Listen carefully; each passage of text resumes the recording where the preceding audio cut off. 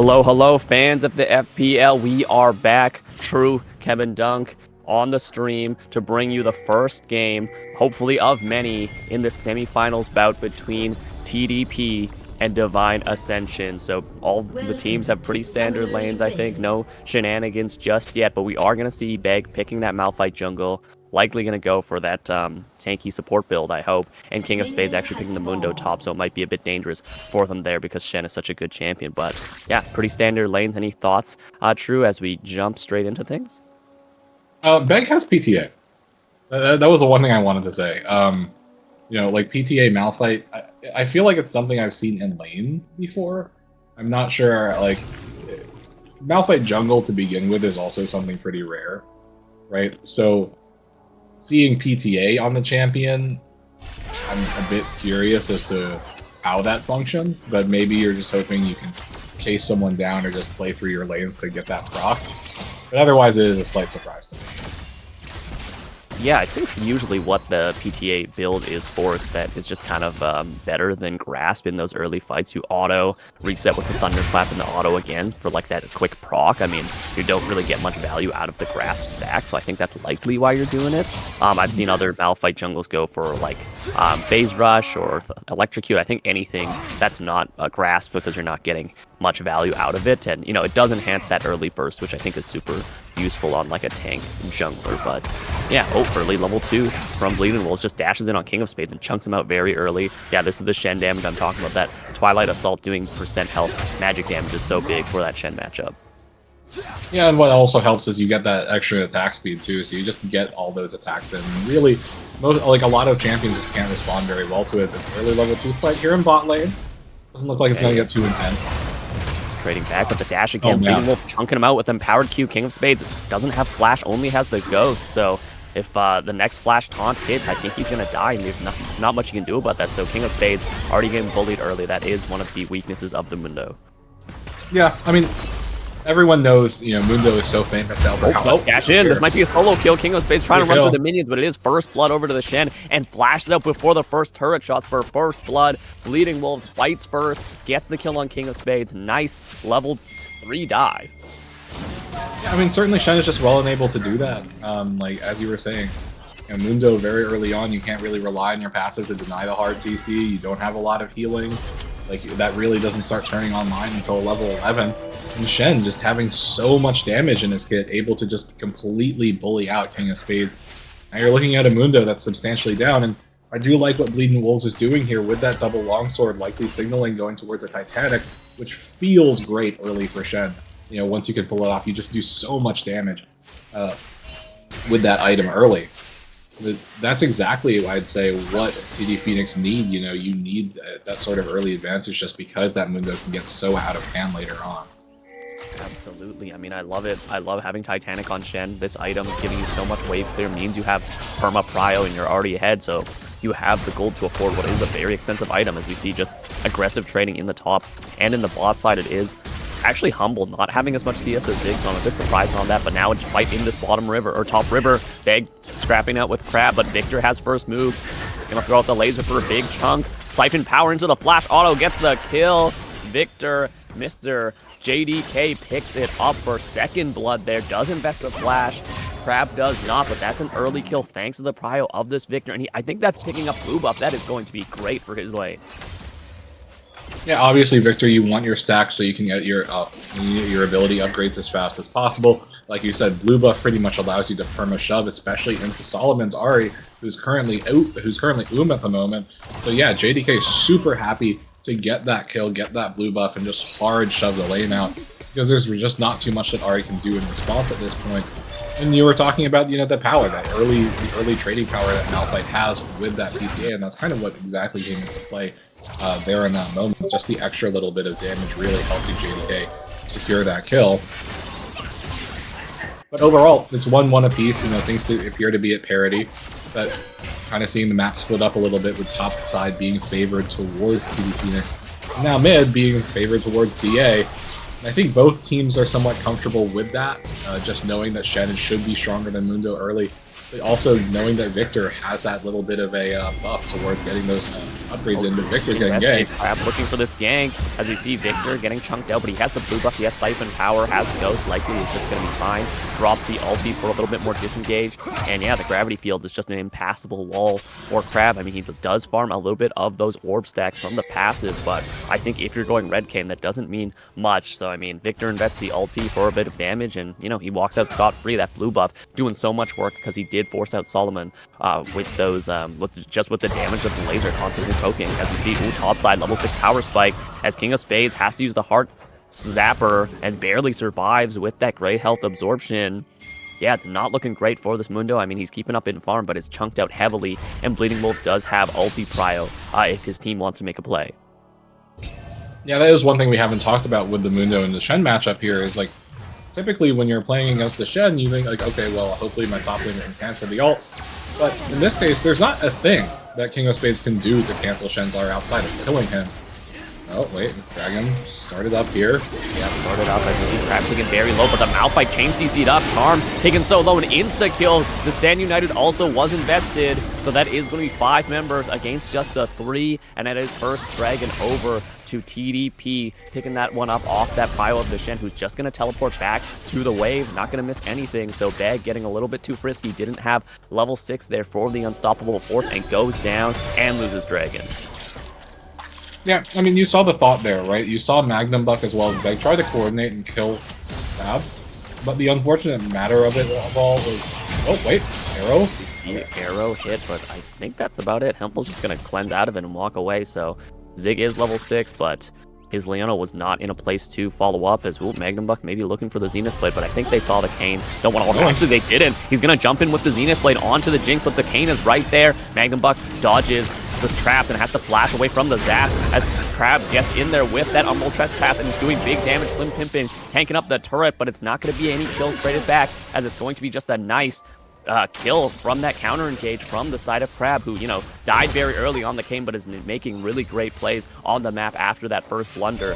Nice job from TDP to bait out that Leona and just get a free kill. Yeah, absolutely, and it's just a super solid punish there. Like, just playing off of the fact that Leona as a champion plays hyper aggressively, right? Like, you saw there with Magnum Buck, like, okay, well, you're level 4, but you still Zenith Blade into 2 level 5 champions. Just because Leona's ability to force is so strong, you know that Ashe is strong as well. The unfortunate part of it all is just that Crab is right there. He just punishes Leona, gets the flash out too, gets the kill, and doesn't really get punished for it. That's great for TD Phoenix, going up 2 kills over DA at this point, but it looks like Magnum Buck looking to roam a little bit. Oh, Bag getting the ultimate onto the Ahri, who does have the Spear Rush, but it's going to go down before. Actually, they don't even have it, so they can't use it to get out. Pretty long cooldown at level 1, and just a nice gank. No summoners used, and just a straight 100-0, no reaction time available for Solomon. Not much you can do there, so another kill picked up for the mid-jungle duo of DA, and they're going to use that prio to get on Grubs and get this Victor further ahead. I think that's 2 kills. That means, or sorry, 2 takedowns, which is 50 stacks on that passive, going to have the upgraded laser, I think, already, because they're at 80 CS, so a huge CS disparity in the mid lane. You know, kills, EXP, they have the upgraded laser. This Victor, JDK is just in a great place to carry the game in this mid game. And that's going to be Grub secured by DA as the Mundo walks down as well. Beg clearing all 3 of them, so the side laning power of the Mundo, is going to be great coming later into the game. So just a nice play from them.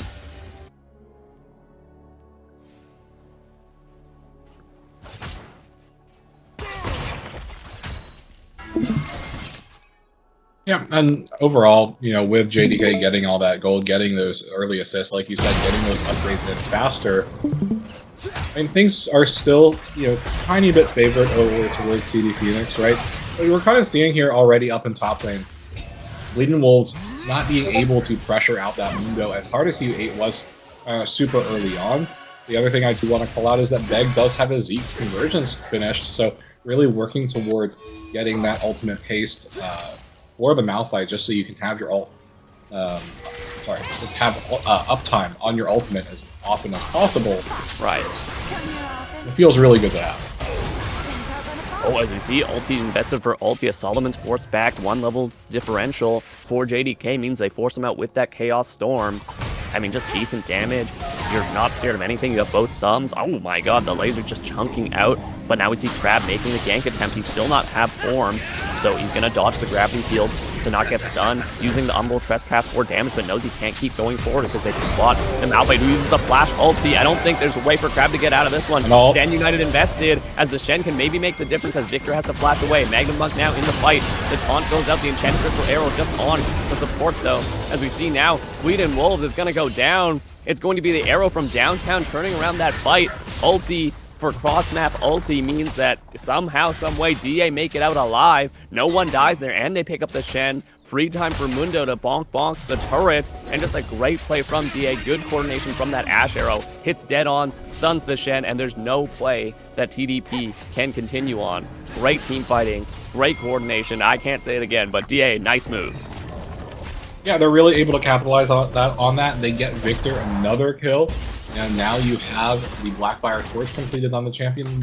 You know, to be fair, right, you did see Humble walking into River trying to find the angle for Super Mega Death Rocket. But unfortunately, because Leona and Malphite are there, it's kind of hard, right? Like, you do want to throw your ultimate out, but it's not going to have the same impact that Enchanted Crystal Arrow has right there. Like, absolutely, JDK was at kill range, but when you have the Leona and the Malphite just acting as that wall, you know, your meat shields, there's just not much to do as Jinx in that very moment because you can't be confident you're going to land the ult. So yeah, like you said, DA, good moves. They're finding solid punishes. They're really getting this Victor off the ground. And up there in top lane, you see that Titanic finish. The bot lane, Magnabuck's going in. Getting slowed down by that Solar Flare. Beg is in position for the ulti. The stun activated from that Shield of Daybreak. Can they chase down Humble? He's taken low, but doesn't go down yet. Slim now absorbing the arrows from Zig. No ulti actually was available for Beg. I thought he had it up from that Zeke's extra ability haste, but I mean, that is both summoners burned off the Jinx. Going to be very vulnerable for this next dragon fight. And they're forced out. Maybe this is the chance for DA to get the first dragon of their team. Oh my god, the gravity field already forcing up that Spirit Rush. Big ulti cooldown down for Solomon. I mean, he does have the Malignance, but there's no way it'll be up before this dragon fight, and it's forced out. No TP. This is a free dragon for sure off that bot and mid prio from the rest of their team. DA are making the moves. Yeah, and as far as the value of single stack Drakes go, I think both teams here are pretty happy with the ones that they've gotten. DA, you know, you're getting the Mountain Drake, you're getting those bonus resistances on your Leona, on your Malphite, on your Mundo, but then on the other side for TD Phoenix, they did get the Chem Drake, which is just that extra little bit of healing and shielding power, and you're giving that to Shen and Seraphine, who are more than happy to have it. So single stack Drakes, feeling pretty good for both teams, but now you're looking down the barrel of a Hex Drake map, and between Ashe, Victor, Jinx, even Ahri, and Seraphine as well, you know, the Hex Drake map can feel really, really good with that AoE slow available, and obviously the attack speed, I believe its ability haste with that worked really nicely too with both of these compositions. So certainly not a Cloud Drake, and I think both of these teams are going to angle pretty hard. Ooh, top lane getting dangerous, but now on the top side, Beg instantly ulting, but he doesn't get the Crab. Crab secures the Crab as he's going to try to use that Shadow Step to get away. Victor now roaming here. The laser's not going to hit, so that is Crab going to be securing. Oh, I don't actually think he got it, maybe. It's hard to tell, but Crab does have to flash away. Okay, yeah, Crab did get the Crab.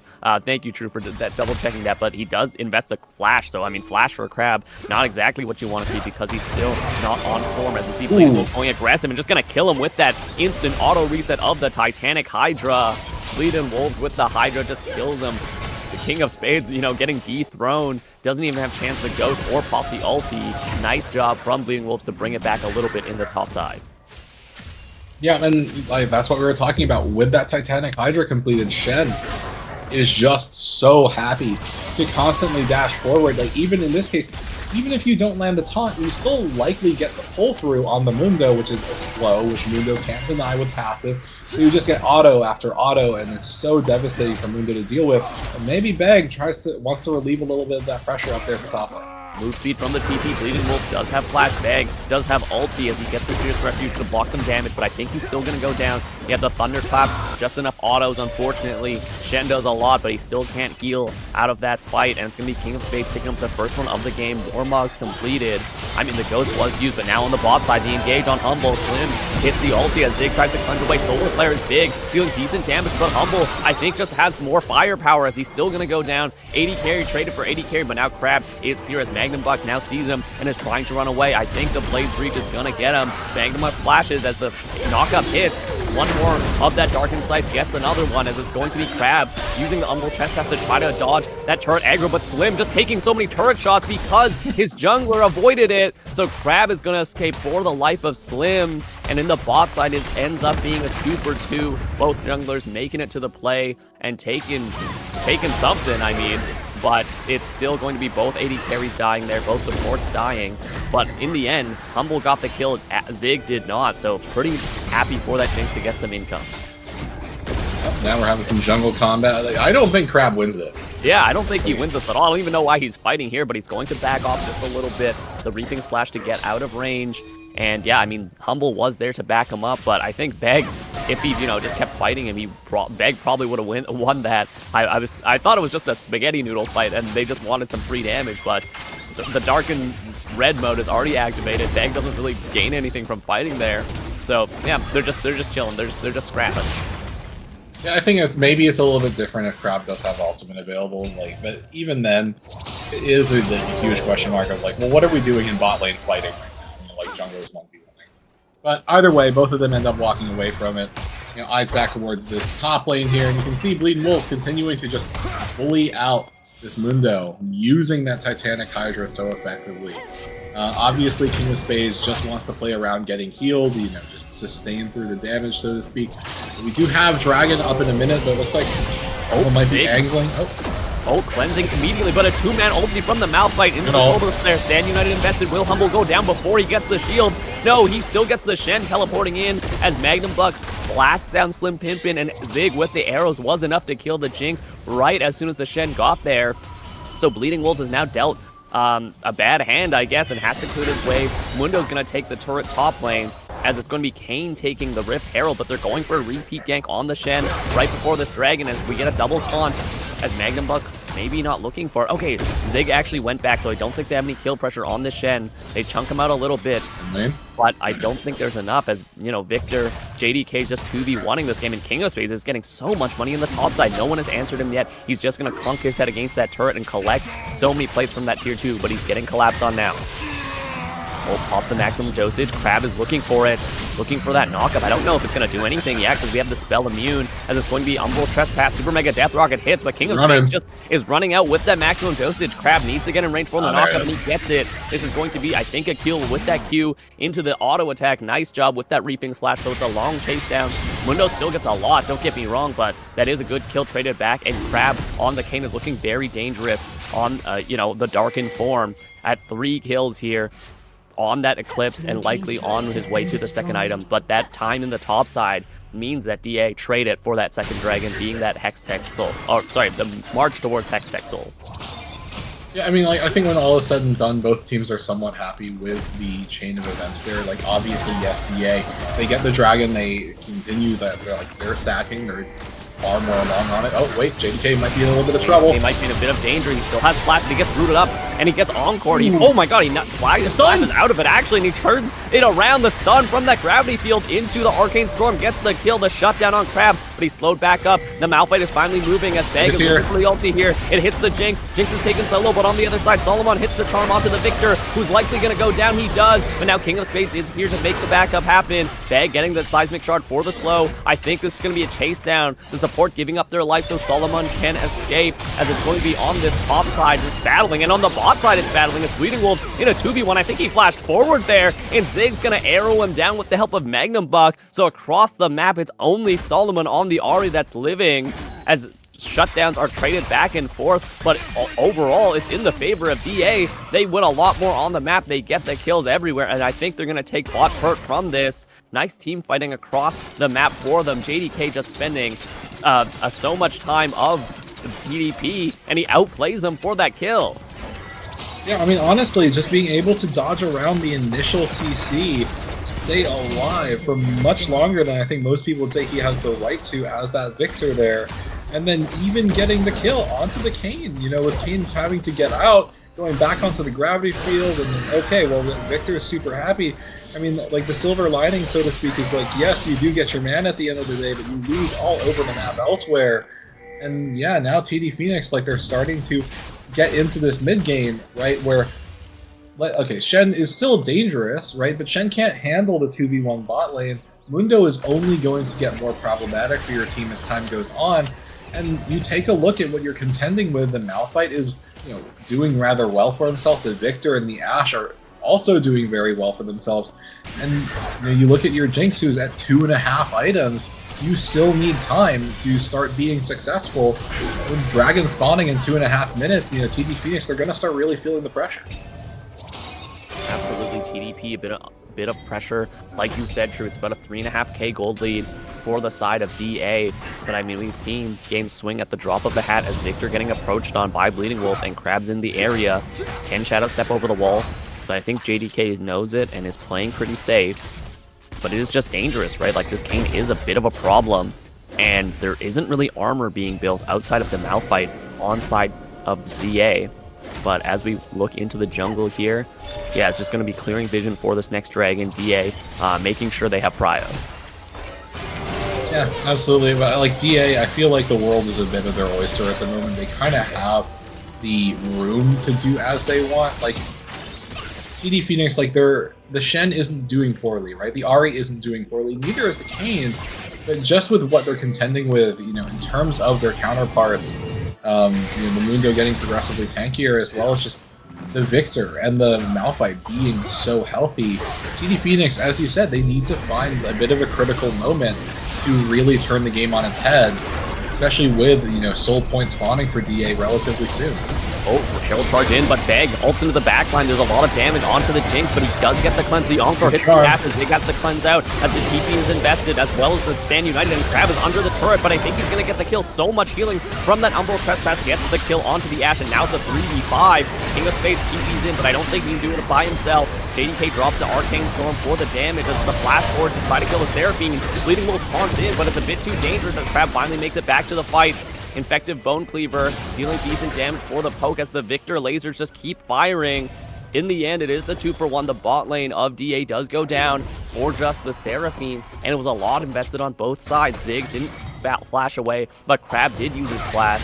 That is a key flash on the Kane for the next time he's in a fight. But Malphite on, Beg on the Malphite did use the flash, and we're getting to the point where the team fights can go either which way.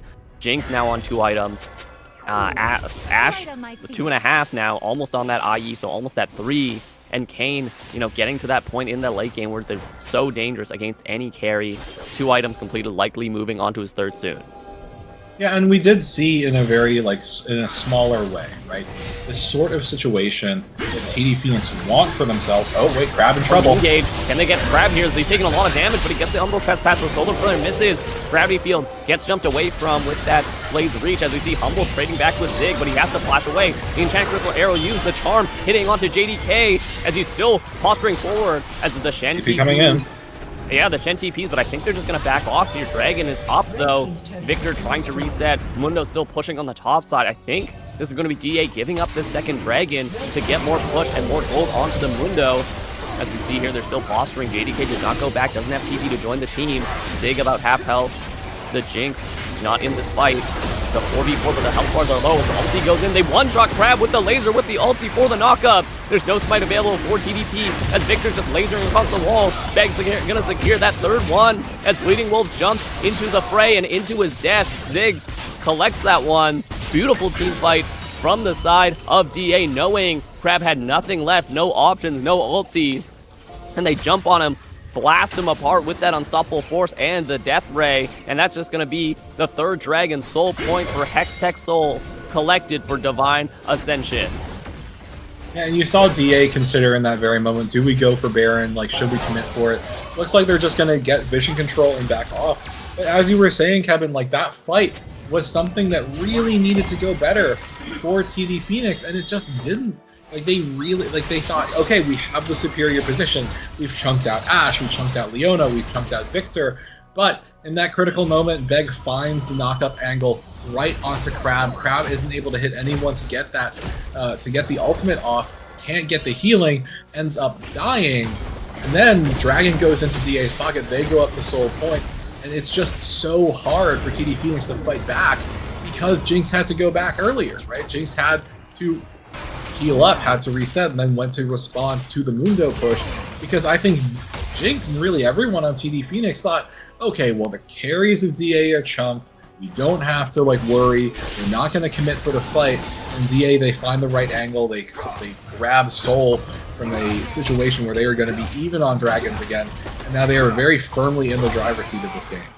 Yeah, talking about the driver's seat, look at the trade. Look at the item disparity now between King of Spades and Bleeding Wolves. I mean, King of Spades was getting blasted in the solo lane for, I guess, the first 20 minutes of the game. And now, from all that gold from side laning, is at 3 items. This Mundo is a terror to behold, as it's going to be that bot lane side push pressure in the hands of the Mundo, and they're going to get Baron off this, I think. Nobody from the side of TDP sees it. DA are just going to try to duo it with Beg and JDK. They have enough damage. They're showing 80 carry on the mid wave, and I think that's just going to be Baron snuck away. Yeah, it looks like it, and I don't hear, like, even if they know, right? Like, there's just not much they can do because of how much damage that Victor and that Ashe can just, you know, output. And then you have to factor in that frontline thing. Sorry, not TD. DA just had the angle to turn if they want to. As long as you have Malphite ult, you can kind of just do as you please. I was also somewhat distracted realizing that Bleeding Wolves has a Sheen in the inventory, and with a dagger, is that Shen going for Dusk and Dawn? It's either that or Triforce, which I'm not sure I agree with. I think you have enough damage from Humble and Crab and Solomon, but maybe he feels still like late, he needs more though. damage. Yeah, maybe it's too delayed and he needs it for the side lane, but I don't think that's your job right now. So I also am a bit puzzled by that decision. But speaking of items, we're hitting. It is a Dusk and Dawn. Oh my god. Oh my god, he's doing it. He's doing it. But, I mean, speaking of the item power spikes, True, we're seeing Kayn now on 3 items, extremely dangerous against any carry. Same with Malphite, same with the Ashe, same with the Victor, as we see the arrow ult barely misses there. And 3 item power spikes for a lot of targets on DA, but already not finished. Jinx not finished. Those 3 items is going to be big for that next team fight around this next drag. They're going to have to see if they can farm up well enough to hit that power spike before that possibly game-ending fight. Because, yeah, they just can't even kill the Mundo. They can't even get close, as Mundo is going to go where he pleases.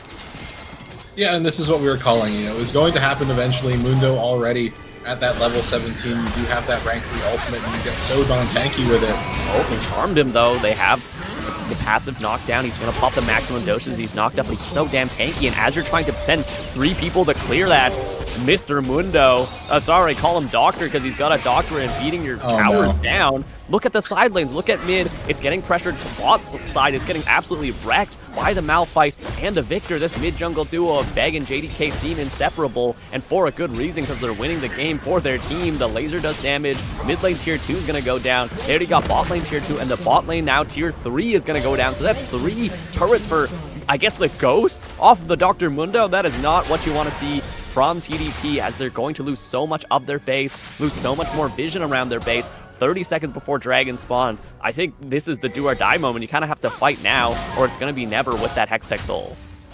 Yeah, I mean, but like the problem for TDP is they really need a truly perfect fight situation for them, right?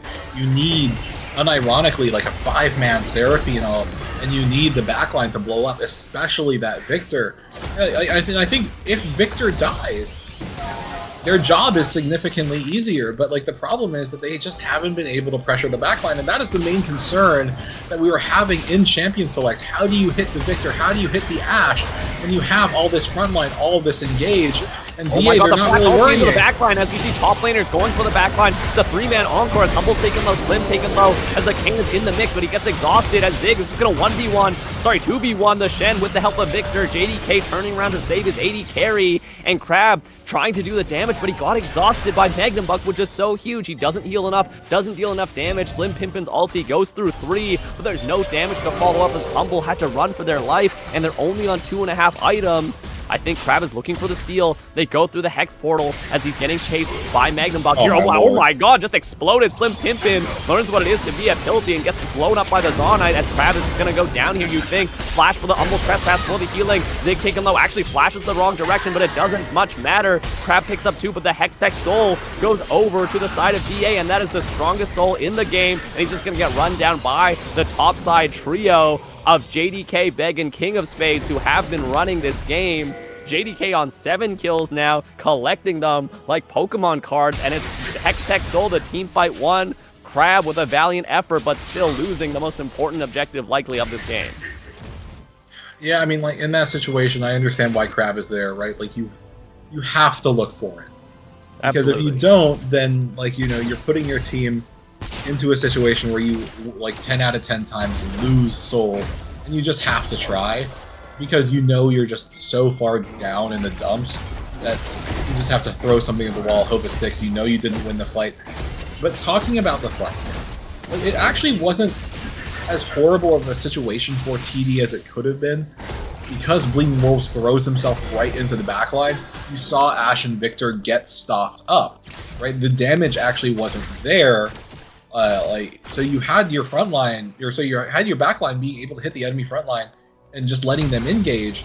But Jinx, you know, only just hit 3 items, and even then, like, no one can cut through this Mundo or this Malphite or this Leona. They're all so darn tanky, and like they've gotten so much gold in them that it's really hard for that Ahri to cut through that Mundo or that Malphite especially.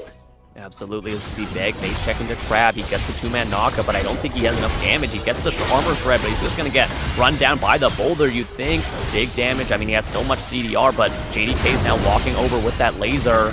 It's gonna miss, and Beg's healing up a lot with Solar Flare invested, the Enchanted Crystal Arrow, the Zenith Blade, Stand United activated, but a 2-man ulti onto the Ahri. They switch targets onto Solomon as Beg's taken very low. Crab gets the knockup, and in the backline, JDK actually goes down to the Jinx. Crab finally goes down to the Ashe, and oh my god, it turns out the Mundo wasn't even there. Doctorate Mundo was just pushing on the bot side, and even though the side of DA took a 4v5, they still winning up on the map, and they still get 2 kills out of that for only their Victor.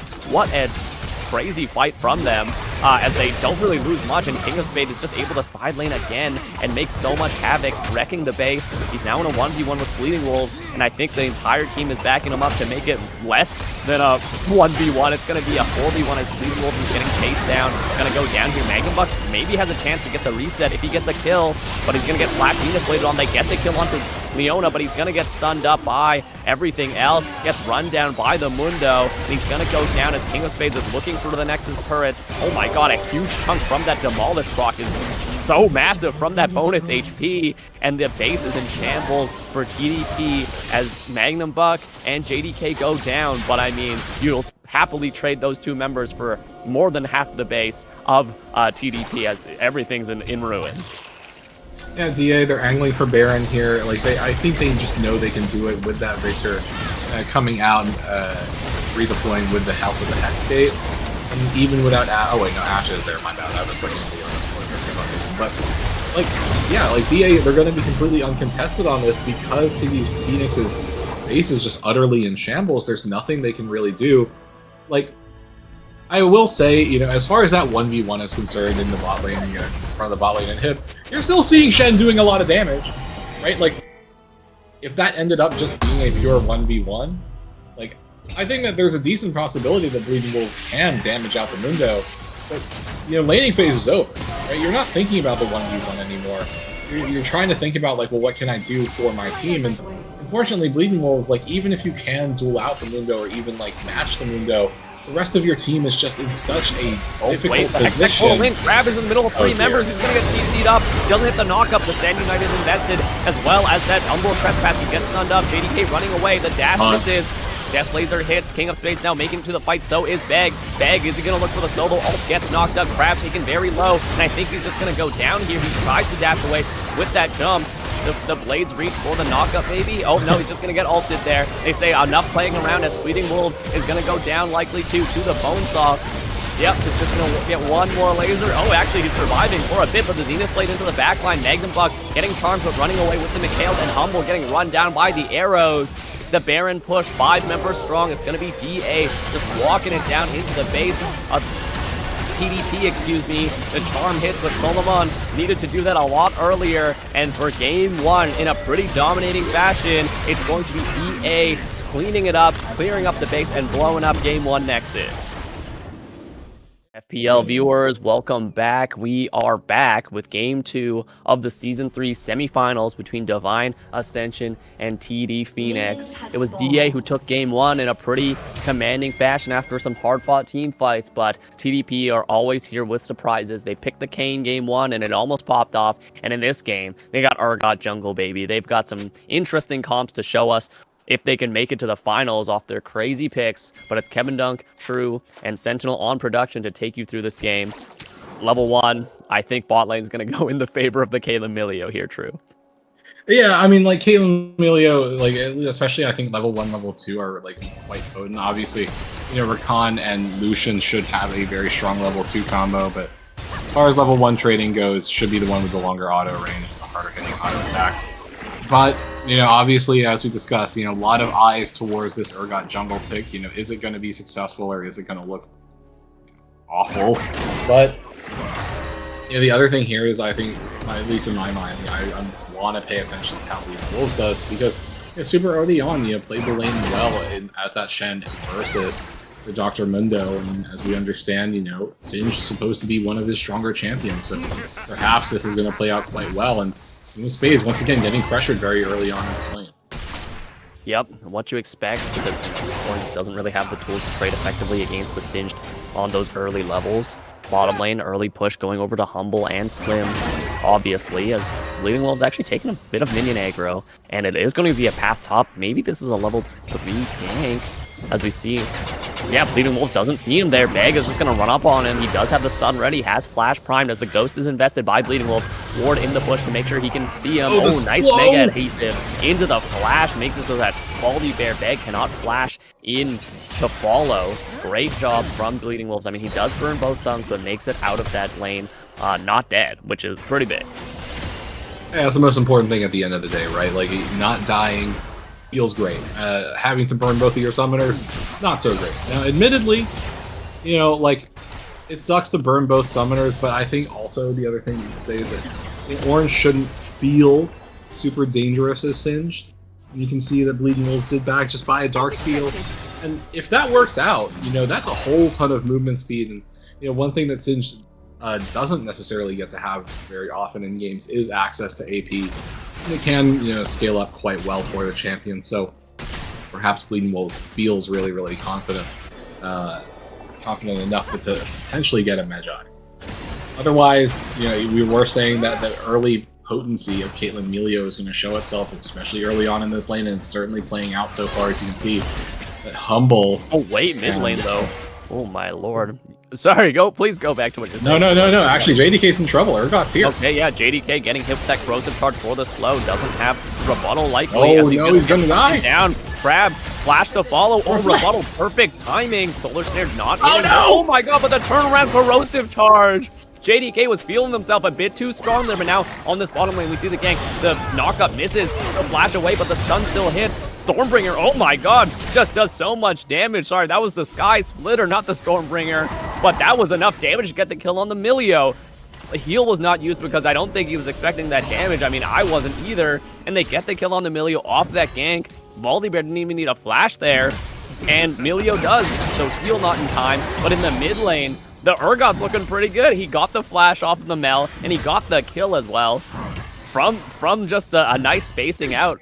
I think it was JDK just getting a bit too aggressive, looking for the kill after missing the Solar Snare. Thought he had it, but then the turnaround into the corrosive charge got the kill. Very, you know, crazy play. But now on this other side, Slim Kebin gets, oh my god, barely out of the knockup, but maybe Beg has enough damage. Super Mega Fire Kick doesn't hit anything. Humble is trying to scare up the bear with some warning shots, as it's just chaos in this bot side, and we're not even 5 minutes in. I mean, chaos for sure, yes, and like Beg did get that first kill, but you can see the amount of time that the Volley Bear has committed towards this bot lane does mean that Crab has actually outpaced the bear quite a bit, you know, like just reflected in that CS, you can see that the Urgot is 18 CS. And it's like what 3 camps or close to over this volley. So that time committed by Beg is getting punished. And in top lane, once again, Bleeding Wolves really comfortable actually committing to building some early AP on this Singe. So will be clearing out those minion waves quite well. As far as mid lane is concerned, I think it's fair to say that JDK played himself. Like he actually had thrown himself to safety, but off the greed of wanting to get the kill on that Urgot in that critical moment ends up giving away that kill. You see Crab with those Swifties wants to walk into the Dragon, the lockup hits him. Can they secure this Dragon in time? It goes down to 900 HP, and no, it's stolen by Crab. He's just gonna try to walk away on the Crab leg as Zig makes it to the fight. The Mel is here for the snares. Huge damage from that Radiant Volley. Zig flashes forward for the kill, and the Golden Eclipse, oh my god, lights up my screen as well, as it's gonna get collected by JDK. Barrier invested by Humble to not die to that combo. Oh my lord, that was... I don't think that was supposed to be that bright on my screen, but damn, that was a team fight, but Crab still secures first Dragon. I mean, I'd say if you're Crab in this situation, getting the drag is great. I mean, like, dying, oh well, so sad. Like, too bad, so sad. But you also take a look, there's nothing that Beg has been able to get. Beg has gotten 1 CS in, like, the past 90 seconds. You can see Crab just redeploying onto the map, going towards his top side. There is just nothing that Volibear has really been substantially farming at this point. Finally on the Raptor camp. So, yes, they get the kill on the Urgot, but overall, I would say that TD Phoenix are still relatively happy with how things are going. Yeah, absolutely. Yeah, no notes there. Perfect analysis as we're going to see bot lane. Zig does hit level 6. The knockup hits onto the Milio. Can they get more? Nope. Okay, they're not. But I'm really surprised that Magnum Buck and Zig have so much prio in this bot lane when it should be Caitlyn Milio really forcing them out. And Caitlyn's a champion that doesn't really operate that well unless you have, tons of plates farmed and are pushing up the opponent. So I'm a bit surprised that Humble and Slim are actually down CS and the push. So we're going to have to see how that evolves with now Beg getting invaded in their jungle. Like you said, this Volibear hasn't got a lot done, and they're going to go into the dirt here as the Poison Trail's going to burn him down. Bleeding Wolf picks up the kill, and the invade on the polar bears, making him an endangered species. Beg goes down and is down 30 CS, and he's going to get his blue stolen as well. It is not looking good for this Volibear outside of that first kill. Yeah, it's just looking really rough because Beg has just not really been farming the jungle, and that's all that Crab has been doing. And wait, JDK getting the auto damage, getting the Radiant Volley. Do they have enough damage? I don't think it's not kill range, no way. Yeah, if he hit that solar snare, then maybe, but yeah, the bolts didn't follow up. The more bolts, the better, but just not enough stacks of the Searing Brilliance to secure that kill. So Crab is actually going to have to walk away without stealing blue. So I guess the mid lane prio from this Mel being so strong saves the jungle a little bit. Wait, Bleeding Wolves, oh my god. As we see here, he gets stunned into the flash steering charge, barely misses due to the tenacity coming from somewhere. The slow is big. Now Mel is walking up. Can he get the Radiant Volley? He pops the Ghost. I think Bleeding Wolves is going to die here. The rule of don't chase Singe is apt, but I mean, I think you can chase him now as they try to give it to King of Spades, but Beg's just going to say, screw it, I'm taking it. No begging indeed, as he's going to collect that. Likely going to get this Crab for level 6, but he's going to go straight for the grubs. The Urgot is here, so that's a bit dangerous. We're going to have to see how this top side plays out. King of Spades in a lot of trouble here. Doesn't realize the Crab is still present. Doesn't have that flash might be a either. dead form. Slowed up by the corrosive charge, flip back by the disdain. It's just gonna chomped up by that ultimate fear beyond death sends King of Spades to his death. And yes, you're gonna trade over the Rift Grubs, but the Urgot gets another kill and King of Spades goes down.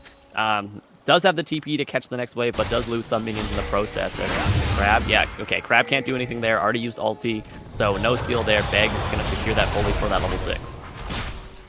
Yeah, and unfortunately for this side of King of Spades, things are just not going too great. And also, once again, the jungle deficit hasn't quite been cleared up. As you can see, the Crab is still notably far ahead of Beg on that CS department. So things are still going quite all right, I would say, for TD Phoenix. You can see Bleeding Wolves now committing once again to starting proxying the top lane wave.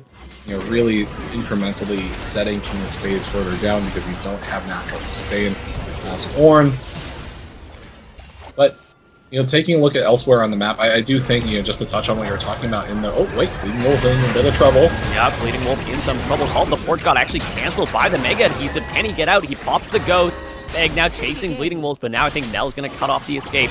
Oh, dash in, hits the knockup onto Humble, but Zig just doesn't have the damage. He's trying to chunk them out. There's a cozy campfire keeping Humble very healthy. The barrier traded for the barrier as we're going to see Breath of Life invested, and Humble flashes away with that last auto attack and selectively just gets the kill. Somehow Bleeding Wolves got out and oh no! Suicided to the turret, and no way! Magnum Buck goes for the flash play and doesn't get in range. It's a flash away from Humble with the net, and he gets the kill back. So just an absolute disaster in the bot side for Divine Ascension as their bot laners both go down. Summoner is blown. Humble picks up first item, the Hex Optics, and 2 kills. This Caitlyn, we were talking about how they weren't in a great spot. Well, they're in an awesome spot now. Yeah, and now you have that Hex Optics. That's a great buff for Caitlyn. You just get straight up more damage when autoing from your max auto range. It feels great. And you know, like we were talking about with Zig and Magnum Buck, like okay, well it's surprising they're at that slight early lead. But obviously Melio's healing and shielding coming into play really clutch for Humble in that critical moment. Just giving the Caitlyn just enough space, just enough healing and shielding to stay alive. Make sure they turned it around, but then, you know, like the other additional reward they got out of it was Magnum Buck just being over-aggressive, trying to dive under turret, when Caitlyn will have 90 caliber net backup, creating space, and just getting another quick kill for herself. Yeah, absolutely. I think one of the problems there was that Zig, you know, not to micromanage, but Zig taking a big chunk, and Magnum Buck jumped away from by the 90 caliber net as Beg is in the lane. Zig didn't actually proc the PTA before he used the culling, I think, in that fight, so that was a lot of damage missed from that damage amplification. And I mean, now you're just fully behind in your first item completion against Caitlyn, who's likely just going to take that lead to the moon and force you out with the long-range auto attacks, like you said there, True. As Bleeding Wolves proxying on the top side, getting chased down by Beg. But I mean, Beg doing this is wasting both their times, and Bleeding Wolves is happy to do it because he already got the wave. Stormbringer invested, Mel is now here as we see the Ornn here as well. Oh my goodness. Bush Snare misses, but the Call of the Forge God is going to hit into... Oh my god, he dodges the Call of the Forge God. The Golden Eclipse was invested, but I think this is going to be the kill. Yep, there's just more members, and they finally take down Bleeding Wolves, but that was so much time wasted. Look at the Dragon. It's going to be TDP picking that one up, the second one for free because of Bleeding Wolves just causing mayhem in the top side, and everyone on a wild goose chase to try to kill this guy. Yeah, I mean, you're exactly right in saying that, right? You're committing so much time, so many resources, you're going to be lost. You know, ASOL is just going to get to farm safely. TDP, they're able to get Dragon for themselves. That's their second one now. And they're more than comfortable trading Singed for those things, right? You want ASOL to scale up. You want to get that Dragon and open that up as a potential win condition for yourselves. And that's exactly what TDP is playing for. You know, they're playing for this Caitlyn, this ASOL to get really, really annoying. You know, and obviously they're well on their way there, especially with that Caitlyn being 2-0. I will say, oh wait, Solomon getting a little chunked out. Should be fine. Okay, it's over. It's good. I will say though, they're just whipping everything. True, it's okay. like the old adage, right? If you see a Singe just playing like to int, almost like just playing to be a huge annoyance, you might as well buy a Darkseal, right? You might as well just abuse the fact that they want to, you know, death streak and annoy the heck out of you, and that is what Beg has in the inventory, right? It does have 4 stacks on it, so potentially can get quite dangerous. But still, you know, you're giving up so much pressure on the map elsewhere. Crab looking very aggressive, but Unbolt dodging the knockup. Zig trying to go in, the quickness invested into the culling, but Breath of Life keeps them both safe, and now Zig is taking a lot of damage, has to dash out, because the Battle Dance is used for the shielding.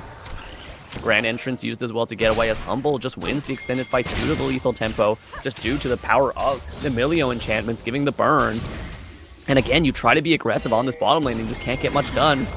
And it looks like, oh, there's a fight near this jungle. Beg is in a bad spot. The bot lane is not there to help him as it's the flash into the disdain, into the ultimate as he's trying to run away. The beauty on death goes anywhere. Is he going to get the kill? Put into the meat shredder. Again, Beg cannot win this jungle 1v1 as Urgot, the jungle Urgot from Crab, is looking great this game, picking up another one after flashing onto the bear. I mean, the polar bears might be extinct after this game, True. Yeah, and you do see that Beg does have that Dusk and Dawn available for Volibear, which is a pretty noticeable spike. Like, your ability to trade feels super good after having that item, and you're just able to stay alive for extended trades. But the problem is that, you know, Beg is just getting bullied, right? Like, you're down on XP, you're down on farm, And now bot lane isn't getting any better for your team, right? This Caitlyn is still pretty darn annoying. With those Hex Optics, feels really, really healthy, especially when you have Amelia buffing up. JDK's in trouble here. Urgot's coming in. Absolutely, JDK in some danger. Oh, a nice buffer from the Solar Snares. We see the Breath of Light doing big damage to the Mel, trying to run away. The rebuttal activated, but I think the Skies are going to descend. They descend indeed on JDK as Solomon picks up the kill with the Shockwave. Beg looking for this bottom lane now, has the flash, will he use it on Humble? Breath of Life is not available, but he's kicked back by the Mega Fire Kick, and there's going to be so much damage traded back. Magnum Buck can't get in range for the knockup with the Grand Entrance. Sky Splitter not hitting either, as it's just going to be so much danger as, oh my god, Zig's going to dash in. The quickness used the flash from Beg is canceled by the Mega Fire Kick as he's taking so much damage. Slim Pimpin actually flashes away with the heal as now the Culling's invested. Can Zig get it? He flashes for the shutdown. A nice kill on the Caitlyn, but they do trade over the Bear. They do trade over another neutral objective as, I mean, Beg is doing their best, but they're going down regardless. Another death for this Volibear is not what you want to see, and the Rift Herald taken for TDP as DA are left on this bot side. Yeah, it feels like DA, they're kind of just, they're kind of just playing without a thought in their heads at the moment. Like, they're just trying to get something somewhere, somehow, and whatever they're doing is just not really panning out. I mean, you can see how substantial of a deficit Beg is, not just on farm, but just on gold. Like, you see that he's actually 1,600 gold down. And interestingly enough, you actually see now that Zig is at a slight gold lead, and most of that gold difference really is just situated on Crab being so much stronger than Beg. Everyone else relatively close in their gold values. But it's so difficult for Beg to be successful, when you're going for these more damage-oriented builds as Volibear, and the enemy jungler is also doing quite well for yourself. It takes so long for you to find something. Looking for Humble as the Stormbringer's invested the 90 and didn't get the slow. The knockup hits from the quickness. As we see here, Grand Entrance is good. Beg is going to get it with the damage from the passive, so the Bear finally finding one back and no kills traded. But now Slim and Crab are here. Crab is level 11 on this Urgot. Very scary. But Zig and Crab are going to try to attack this bot turret. They do have the the Void Grubs, but Mel, I think he's going to face check Crab. JDK getting run down again by the Purge as he's going to get flipped back with the Disdain, and another kill goes over to this Urgot. Bot lane tier 1 goes down, and the TP coming from Bleeding Wolves. He pops the Insanity Potion for the kills as he's going for the Ghost. Now Beg is chasing him. The stun hits, the charm hits as the Culling also hits, but they're trying to chase through the Zig is taken almost to death as Bleeding Wolves is now chasing after him. Ardent Blaze used maybe for some movement speed, but Magnum Buck, I don't think he can stop this Singed as Bleeding Wolf doesn't have any more movement speed, but look on the other side of the map, it's Crab looking for them. I mean, with that Singed pressure, that's just going to be another Dragon. I think that's third Dragon is going to be Dragon Soul for the side of TDP if, DA don't answer this, and I don't think they can because of that Singe creating so much pressure, chunking up the bot side, and Beg can't go in by himself, so that is going to be Hex-Tech Dragon Soul for the side of TDP. They're in a great position for this next one. Yeah, they are at Soul Point. So 5 minutes, that is like the timer that DA is on, and honestly, I thought DA, they were trying to position themselves really well for the Dragon, get the kill on Caitlyn. But things go south when JDK goes down, right? Like, they don't have vision control of the river, and you can see it's just lit up like a Christmas tree for the side of TD Phoenix. And it's only now that Magnum Buck is finally clearing out that control ward, off of losing JDK. And then, as you mentioned, with that Singe TP just being so devastating to Zig and Magnum Buck and Beg's health pools, TD Phoenix, they go up to a very easy Soul Point, and now DA, they are on a timer, but here comes Beg. Beg is here, the nice turn charge into it, called the Forge God. Beg is here with that Sky Splitter, I think, yeah, easily enough damage. He invests the Falling Star, but it's not going to do much. As we see, okay. Bleeding Wolves not going to go for an aggressive play. Nice pickup on the top side. There's no trade back. That can happen for the side of TDP. So it's just going to be a freebie on the top side. I mean, Asol's probably not even that mad about it. Sure, he goes down, but the scaling power of Asol is because of the stacks, not because of, how much... Yeah, I mean, he does get stronger with XP, but the Stardust stacks are what really make him scary. And like you were saying before, with the Hex Tech Soul, it could be very dangerous for DA in this next fight here, True. I just want to bring up that... yeah, I mean, the Singe TP in bot lane was so confusing to me because it felt like DA were mind controlled into chasing the Singed and they just lost all their HP. Yeah, I mean, I think that they genuinely thought, okay, like, you know, like, if we look at Singe build, like, Singe is practically all just damage, right? We can just get the kill, but Singe has always been deceptively tanky. The quickness used, but the knockup misses the Sky Splitter to turn off the turret. Now Zig is in position for the damage, but the Breath of Life is invested. Peg now taking damage. The turret shutdown's not long enough as Solomon's gonna make it there. Crab now fighting with King of Spades and JDK here. It's the Flash Disdain hitting onto the Mel. Can the Mel get out of range of the ultimate? It's going to be a nice double Searing charge into the Searing Barrage. Oh, the volley kills him into the golden eclipse. Now Mel getting hit with the headshot, just getting absorbed by Magnum Buck. Great job to take the bullet for Mr. President there. A nice 2v2 on the top side as Crab overinvests, thinks he can get the kill, and Mel flashes the wall and gets the full combo with the stacks of the Searing Brilliance for the execute. So nice job from the top side, but now we're seeing fighting mid. Humble just firing at them from such a far range, but Solomon is there in the bush, has the ulti ready. I don't think this is going to be a fight, but I mean, hey, the top side fight looking good for DA. They get the shutdown on the Urgot. Oh my god, Zig dashing in. Solomon is here. The ulti invested, the shockwave not there, so the ulti's just gonna miss, but Magnum Buck gonna get burned down by the Breath of Life. Mel is here with the solar snare. I don't know if they have enough damage though, as Humble's getting so many heals from Slim Pimpin. Zig is taken very low, and Beg just was clearing wards and couldn't really make it to the fight. Can't do much as a volley bear with no Stormbringer. So I mean, that's just a freebie for the side of TDP, excuse me, and Magnum Buck's going to go down. More gold in the pocket of the Caitlyn, who's very close. I think probably going to have that IE. Free kill, but that it really is just a kill, right? Like, TDP can't turn that into an objective. They can't turn it into a map advantage. So that's like, you know, insofar as DA is concerned, is their silver lining. Yes, you lose the kill. You don't lose anything else. But speaking of trying to get something, DA, they're committing for Baron right now. So ambitious, but Beg has the Nahori and the Duskadon. He does so much damage and he heals so fast. I think this is going to be a Baron. The Vision Plant didn't see it. They didn't see him. Oh my god, this is just a 4-man Baron heist and there's no wards. This is absolutely illegal, but somehow, some way, DA get away with it. The TD Phoenix probably just face palming after seeing that notification come up. They just lost a free Baron, no vision on it. And that's just a big mega buff for the side of DA. They're just gonna take that and hopefully use that to push.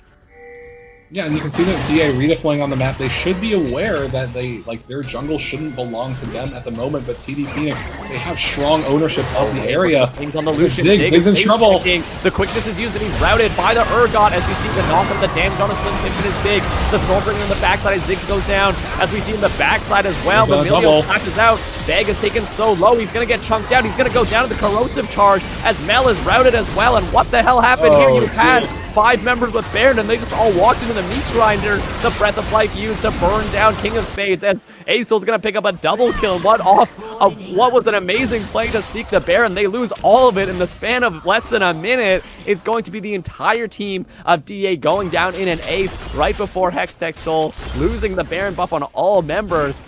I just don't think they had vision there, and they just ran into the meat grinder that was TDP. Yeah, and like the reason why I was saying that DA should have the awareness that this might be an issue is that, you know, for as undetected as they were on Baron, TDP was completely undetected themselves. Like, they didn't have any idea where TDP was. You know you're at the Baron pit. You know that somebody cleared the vision towards top side, so it's going to be likely one of the solo laners, which means that you don't have any ownership. No, he's out of range. You don't have any ownership of the river, and you have no ownership of your own jungle, so you have to walk in very carefully, very delicately, and DA absolutely don't do that. Okay, such a hard punish. The Breath of Life, the quickness is, I think Magnum Buck's just giving up his life for his team to survive. Zig throws up the calling for some damage, but he just can't walk up. Oh my lord. Astral Flight, oh my god, Zig just gets burned down, and he got hit with the Fear Beyond Death. He's gonna get sent into the literal meat grinder. Crab turns him into minced meat as Zig and Magnum Buck go down off of what was, I think they're just trying to kill the control ward, and they go down for their sins. What a strange fight around the mid lane, but I think, hey, TDP are happy to take the kills, take the money. That is just more gold onto a now very strong Acel and Urgot. Yeah, I mean, like, we were talking about how Solomon was just completely allowed to farm relatively unimpeded for most of the early game, and you can see that Acel has 259 stacks, and, you know, I only checked a couple of minutes ago, it was at 197, so obviously the damage is just going to be ridiculous onto any squishy target at this point. And as good as it was, for DA to get that earlier kill on Crab, and JDK, this Melt, got a nice injection of gold. We're not seeing the gold value, reflected in Asol's passive, and the champion is just getting more and more dangerous. And you look at every member on the side of TD Phoenix, they all have bounties. They are very, very well positioned at this point to close out this game. They have the soul. Really, DA's one hope might be stealing an Elder at this point, because it feels like they just can't get anyone to access the enemy the backline. Yeah, backline access is going to be rough. I mean, who are you trying to kill? Either the Asol or the Kate, and we talked about this in draft earlier, True, but you don't really have the tools to do it. Yeah, you could send in the Volibear, but he's not that tanky. I think the Lucian, again, is just a short-range comp, right? You really want to play him either with some people that can help him, like an Enchanter, or you want to play him against, squishier comps, but he can't really get damage, and he's pretty far behind, which is not what you want to see. And it's just very hard, almost impossible for you to kill something like this Asol and Caitlyn if the Singed and Urgot are playing bodyguard for them. But now Beg looking for Solomon. I don't think he need catch up. That's just the Astro Flight to get away, and Bleeding Wolf looking for King of Spades. Oh, man. Oh my god, the cancel on the Searing Charge as he gets a nice buffer on the Disdain flip back, but it's still, that is the flash invested for nothing on the side of TDP, and VA's top laner in a lot of trouble here. They don't even have Baron buff that he has to back off his fumble with that long-range Caitlyn. The auto's chunking down the turret, and it's going to go down. Yeah, I think... I think DA is extremely hard-pressed to win this game at this point. And, as you said, they're a very short-range composition. They're having serious issues accessing the enemy backline. And it feels like this is just going to be a slow bleed up until they get Elder and close out. JDK gets flipped in and he tries to flash away, and he's just going to burn to death to Bleeding Wolf. Yeah, I mean, Bleeding Wolf did use the Ghost and the ultimate. Zig and Magnum trying to run away. The quickness invested. Beg clearing the wave as the culling is used. Stormbringer as well with Bleeding Wolves is just being a nuisance again. Fear Beyond Death gets the kill onto the Volibear as Crab is just tanking the turret. Has the tankiness as we see him trade blows with Zig, and he finally goes down to the turret. Is Ken Beg be the difference? No!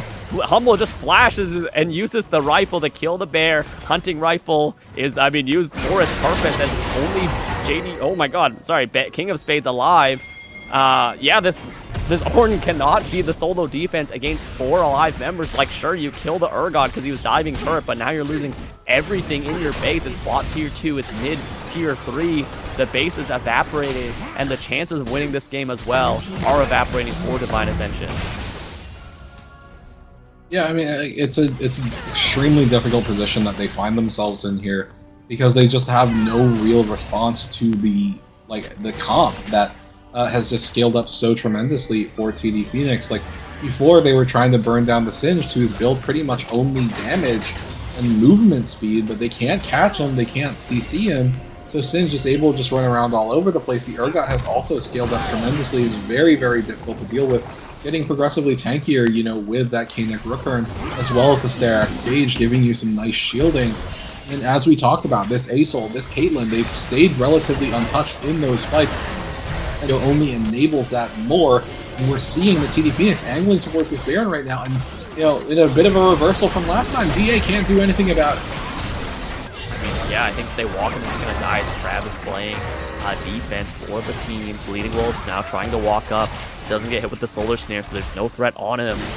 Yes, Beg is on 3 items, but I don't think those 3 items are going to match the fact that Crab has 4.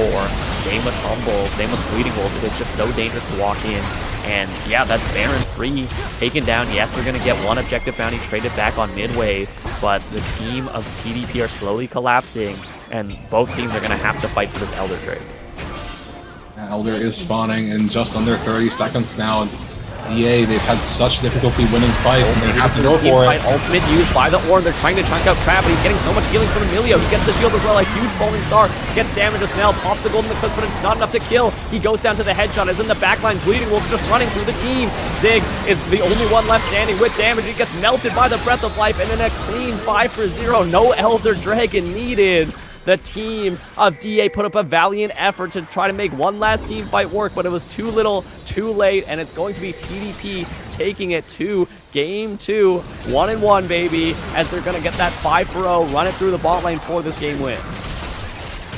Well, now we have a series on our hands, Kevin. As you said, TDP going to bring us to a 1-1 here. You and I are privy to this, but JDK did say in the private content chat, don't put DA on stream, they're cursed on stream. And certainly, like, this game kind of playing towards that belief. As DA, they got utterly manhandled in this second game here. You know, the jungle Urgot, right? Like, we were talking, like, man, not sure how that one's going to do. The crowd makes it work. I will say, you know, Crab's first kill was JDK inting it a little bit, right? That like, is you know, true. That is true. Going Crab back in. did get a freebie. He did get a freebie, but I mean, you'll take the freebie when you're down 0-1 in the series. They're going to tie it at 1-1. TDP, like you said, just absolutely thrash DA. Game for game 3 between TDP and DA, so Divine Ascension versus the TD Phoenix. Both teams got the comps ready. We got a pretty aggressive dive comp from the side of DA against what is, I think, a pretty spooky comp from the side of TDP, looking for a lot of burst, a lot of weird team fight tactics. That's a game. I just meant they're gonna team fight weird, but yeah, Kevin Dunk and True backed up by Sentinel, here to take you through the game, and there's already some scrapping in both the top and bot side. Yeah, I do really want to say, like, just super fast, Beg has first strike.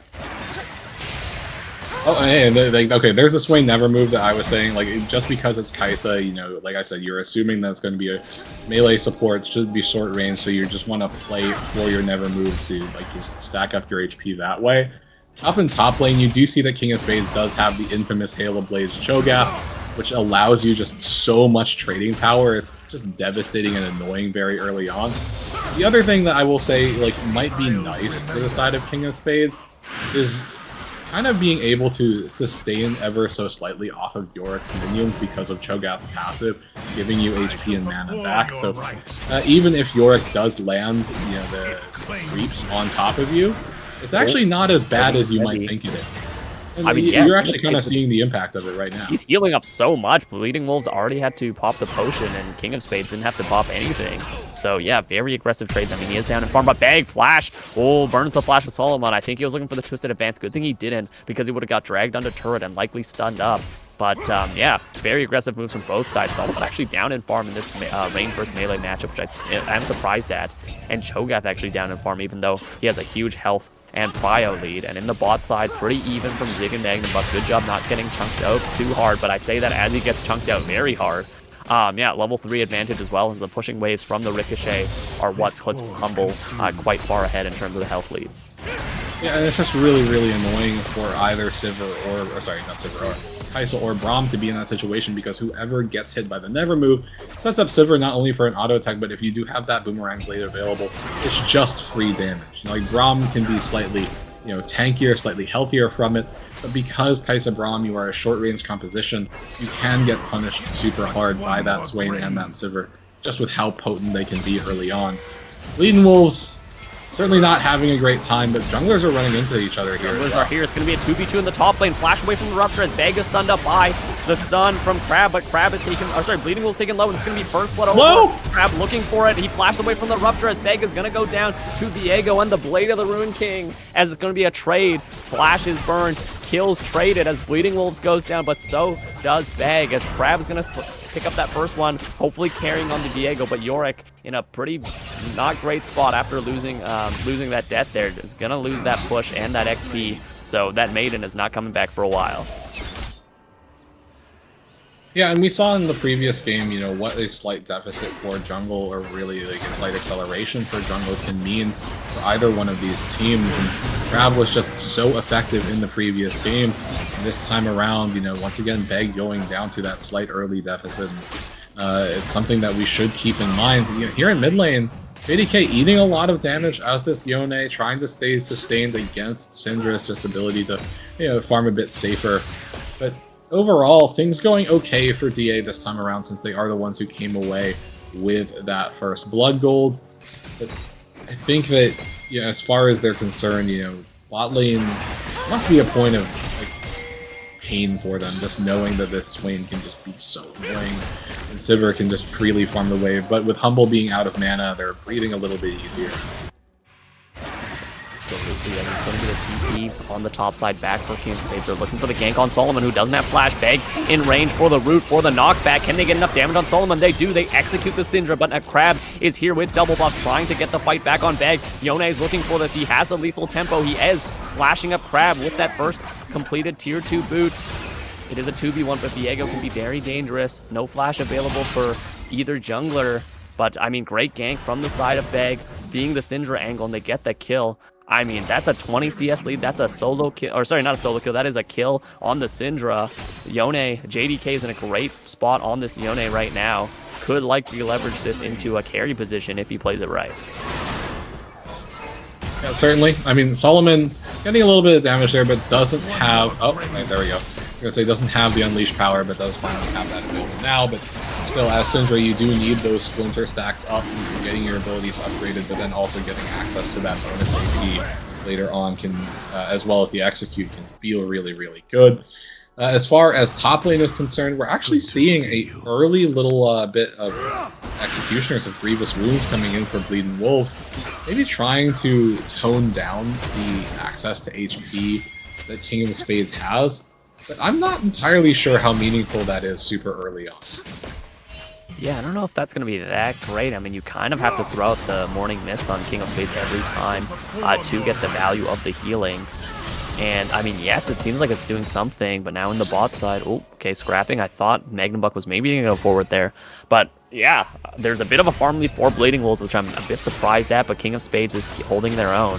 And you can't really just force this Cho'Gath out of lane, as Yone getting very aggressive. JDK taking a chunk out of the Syndra. Nice job from them. Slim Pimpin looking for the Never Move.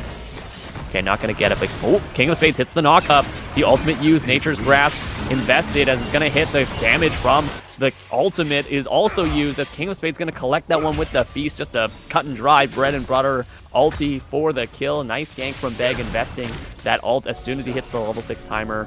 Just a good sequence of events for them, as Yorick doesn't have TP either, so it's going to be plates and farm for King of Spades. Oh, as he feeds 2 down shots for free. Well, I mean, you know, there's no one. I would say he's rather confident, right, that the Viego isn't around. You just want to demolish proc so you can get the turret gold, the plate gold, and then you also have the wave pushing in behind you. So hey, tanking 2 shots, not the end of the world. And I'd imagine that King of Spades feels quite good. You can see that the Cho'Gath is actually committing towards building AP at this point. You see the Hextech Alternators, well, that feed, there's Kodesk in the inventory. I think Magnum Buck? Okay, I was going to say, might be getting pretty aggressive here, but we'll just spell shield the just right away. Yeah, I'm a bit surprised that, like you said, first strike on Bag is noted, but the fact that both Cho'Gath and the Maokai are going for such heavy AP builds makes me a bit worried that Viego is just going to have like a free time killing them. Oh, King of Spades, I think she's going to eat the maiden. Look at that. It's just a free stack. I mean, that is the counterplay of picking Cho'Gath, but it's so strange because Yorick was picked first, so, oh, they're going to chase him down.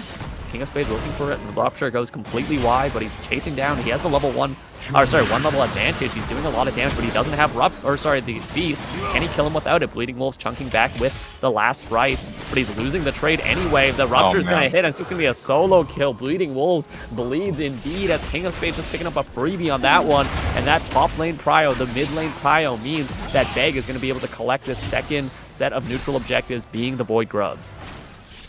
I mean, it's really devastating because, like as you were saying, Maiden is so important to Yorick, right? It's important for your damage output. It's important for, you know, how tanky you can appear to be, just like the healing and whatnot. But ultimately, at the end of the day, Crab is in trouble. Crab getting caught by the Braum, and the Yone has to flash out as the Yone flashed the follow, trying to get the stacks from the concussive blows. Bag already finished the jungle camp, so he's a little bit behind due to the Void Grubs, but that invade from the bot side just means that's going to be a steal on the blue buff. Oh wait, he doesn't have smite. Maybe he can't get it here, but Magnum Buck just walking up. Oh my god, this Braum is so annoying. He's going to just hit him with the Winter's Bite and force him out. Yes, Zig is not even losing that much farm and XP. Sure, he's zoned off, but I mean, you'll easily trade that for a free blue buff and a kill.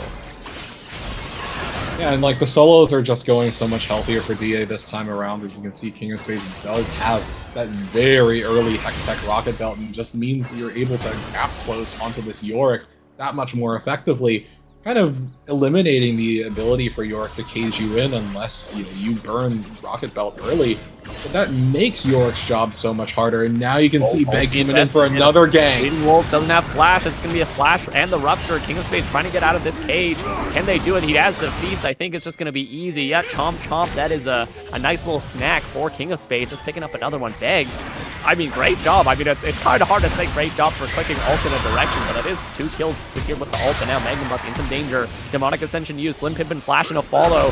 Crab is here as the Glacial Fisher is used to get some space. Slim is still chasing him down as he uses the exhaust. The Never Move only hits the promise, and Viego is finally here. They have a lot of damage on excuse me, this Swain, holy moly, he's taken very low. The ulti in for the Killer Instinct as we see Magnum Buck is trying to peel, but Zig is still going to go down to the Boomerang Blade. A bit too much greed. He's the flash forward for Humble. Oh my god, it's the flash into the root. Humble gets humbled there as Magnum Buck is going to secure that kill. The fadeaway Winter's Bite as Braum is legitimately 1 HP, but now Crab is looking for it. Maybe he can get the dive. Maybe he can pick up the soul. He cannot. The recall channels in time, and it's just Beg here. Great counter gank from Beg to turn it around, but now he's going to face check the Viego. He sees him with that sweeper.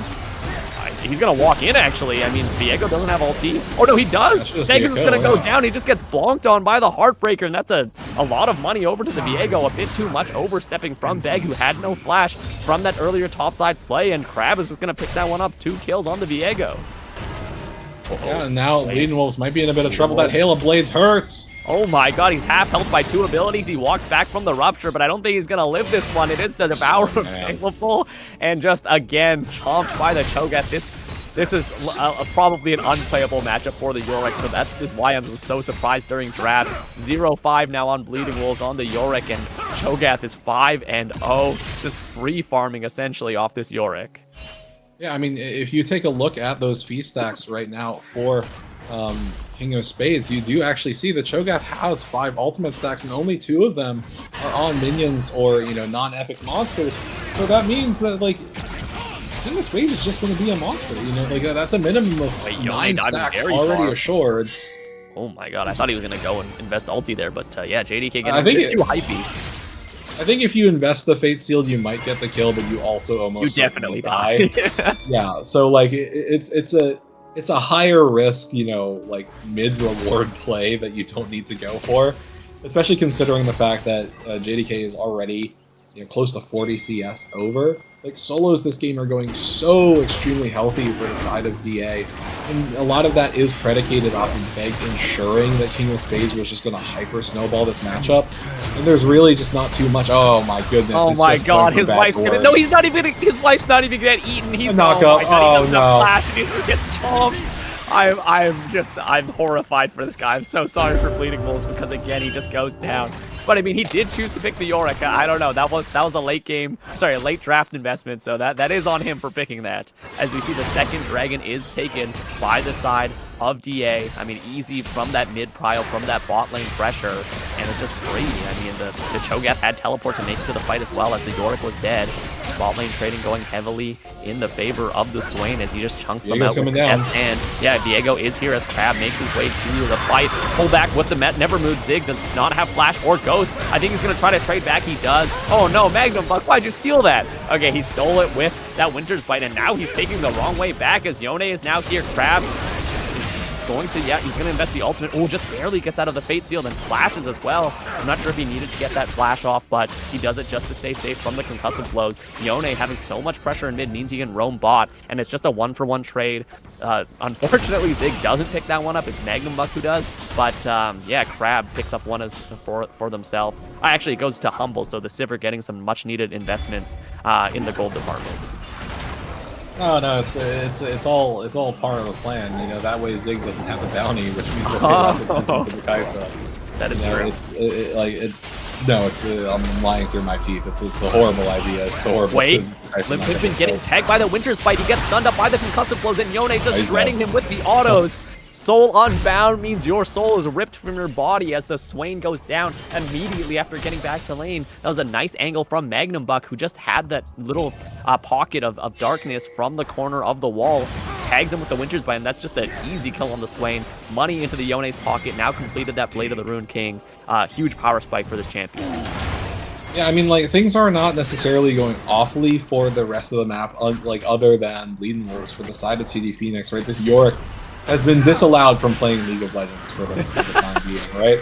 But, like, when you think about it, okay, well, Viego's 2-0, that's not bad. Sivir is 2-1, that's not bad. But, like, you're also contending now with the fact that Yone is 2-0 himself, has that completed Bork, and will be, increasingly a problem for the side of TD Phoenix.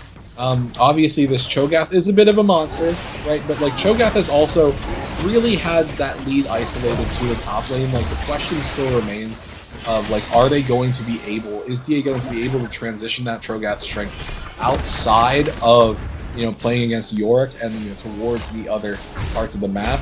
Obviously, giving him another big stack with the Rift Herald, also giving him the Rift Herald to just keep up side lane pressure feels really great, considering that you're playing against a Yorick who is, like, one of the premier split-pushing champions in the league, I would say. Absolutely. Making the buck. Really dodging the never move. Some fancy feet on that guy to dodge that as Bleeding Wolf getting pressured under turret, trying to clear the wave. Yeah, bot lane. The bot lanes have transitioned to mid as one plate is taken by Zig, almost on the Guinsus, but I mean, Sivir Humble is likely almost, I think he's building Storm. I don't actually, no, probably not Storm Razor, probably just the IE. I think those two daggers are for the boots. But yeah, like you said, the lead is isolated to the solo lane, so maybe the team fight could happen, but I do worry about the lead being isolated on this Viego because he's pretty squishy, but Bag getting caught out here. He himself is pretty squishy, only having to flash out to not die there, but that is a flash invested for, no guaranteed lockdown in the next 5 minutes. Getting a bit too maybe confident with the lead they have. Yeah, I will say, something that could be so vital for the side of DA. We mentioned they have some mobility issues, and the tower's replacing the Maiden here in terms of damage output. Absolutely, but I mean the Maiden. Oh my God, the flash from Bleeding Wolf. I don't think he can catch the Cho'Gath. Yeah. No, he just can't. He just invests flash for nothing. King of Spades eats the Maiden and walks out. That is, again, just a terror for the side of Bleeding Wolf. Like you said, he cannot play the game. Yeah, and those stacks just get more meaningful as you rank up your ultimate because each stack gives you increasing amount of health as the ultimate ranks up.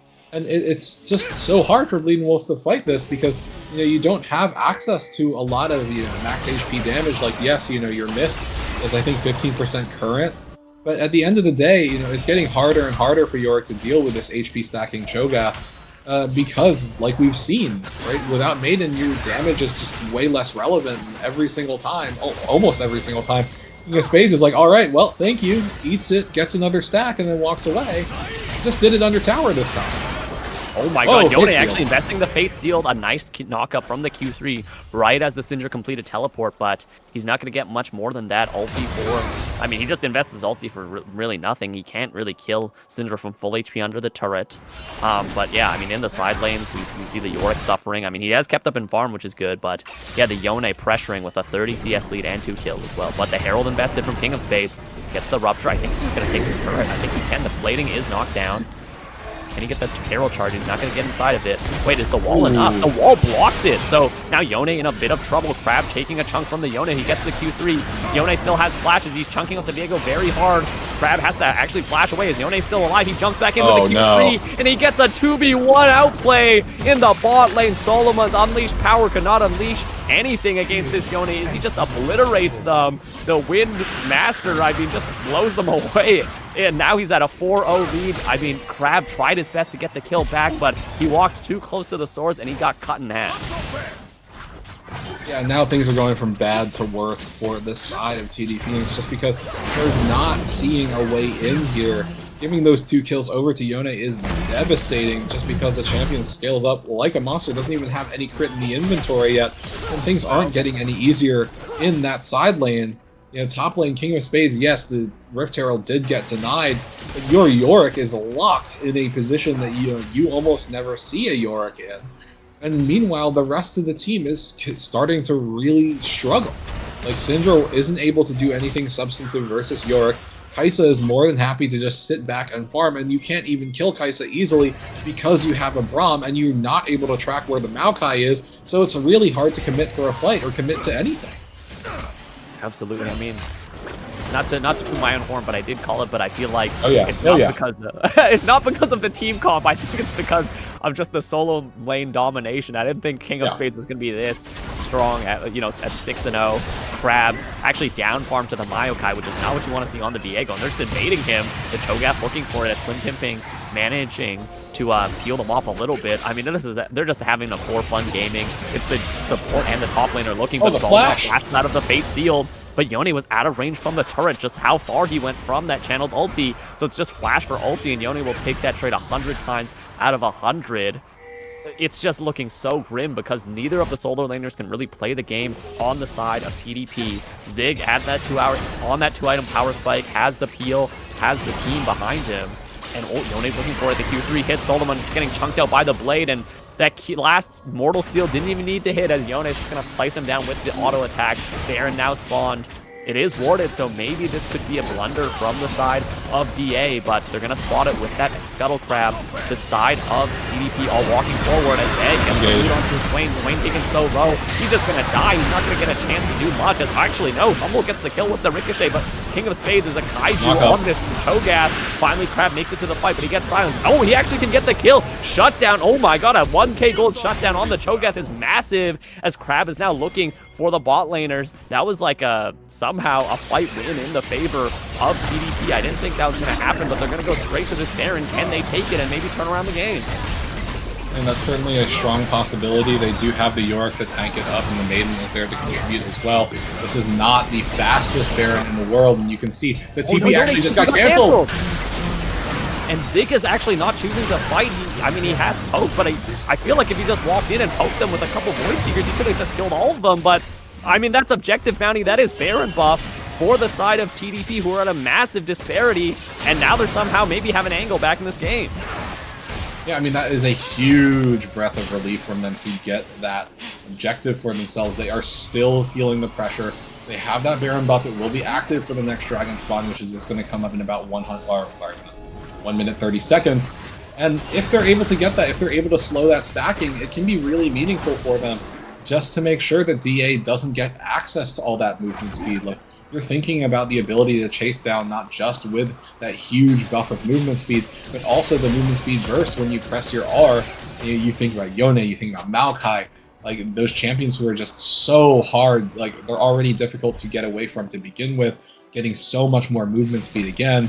It's going to feel impossible, as well as the redeployment onto the map with the home guard just being able to just run out and be there. Pimpin getting jumped on by the Proto Belt. King of Spades hits the Rupture, and yeah, that's just a dead Swain.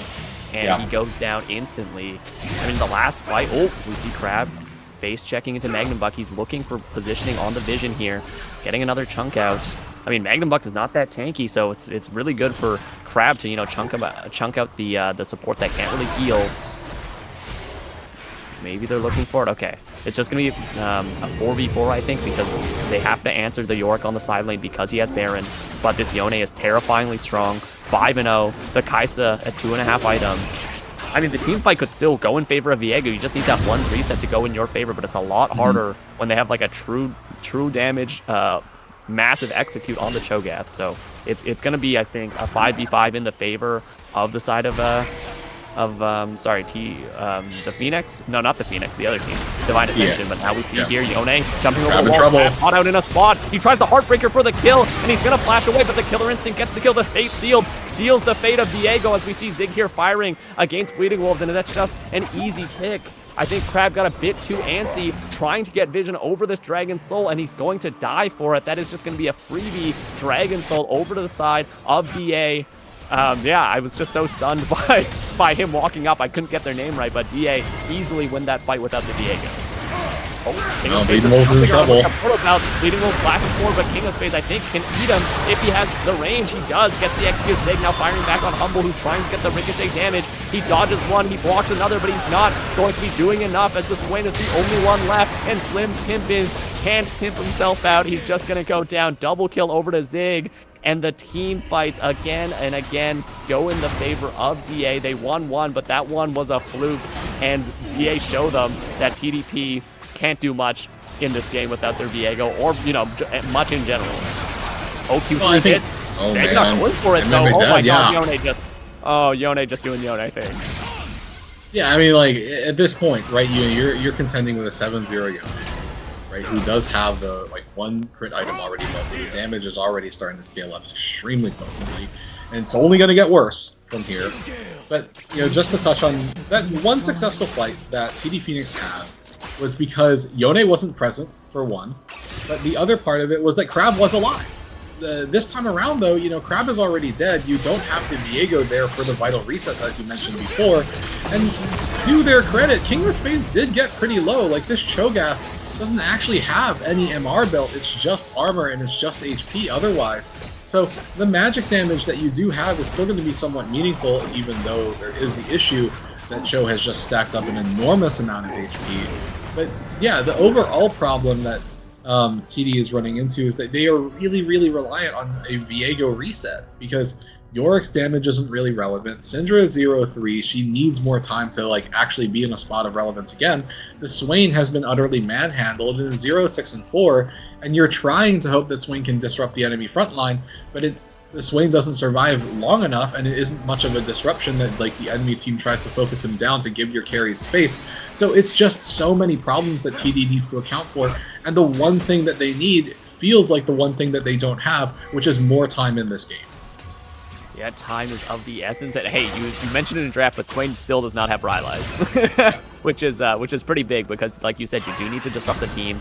He also has 0 stacks on Darksteel, which is a bit hilarious, unfortunately for him. And yeah, this Yone's at 3 items now. Sorry, what was that? So the boots aren't done. Yone getting caught out here, but oh my god, the IE is just shredding him. I mean, Maiden or not, it's a two level difference. Like, yeah, you could probably stand there and just auto attack, and that's a kill. But yeah, Yone is making it look easy. I mean, 2 seconds of off time on auto attacks for this guy, and he'll just kill everyone. Ooh, Q3. Not hitting Crab. He knows that the mist is there. Magnum Buck is here for the support, though. Yone's still very squishy, but he has flash. He has ulti to get out if it were to get to that point. But I think if Beg hits Twisted Advance on any target and Yone hits them for 3 seconds, not even three auto attacks, it's just a kill. Yeah, I think that's a completely fair assessment, especially with that completed IE in the inventory. It's just going to be so meaningful. There's just so much damage from that Yone, as you've said.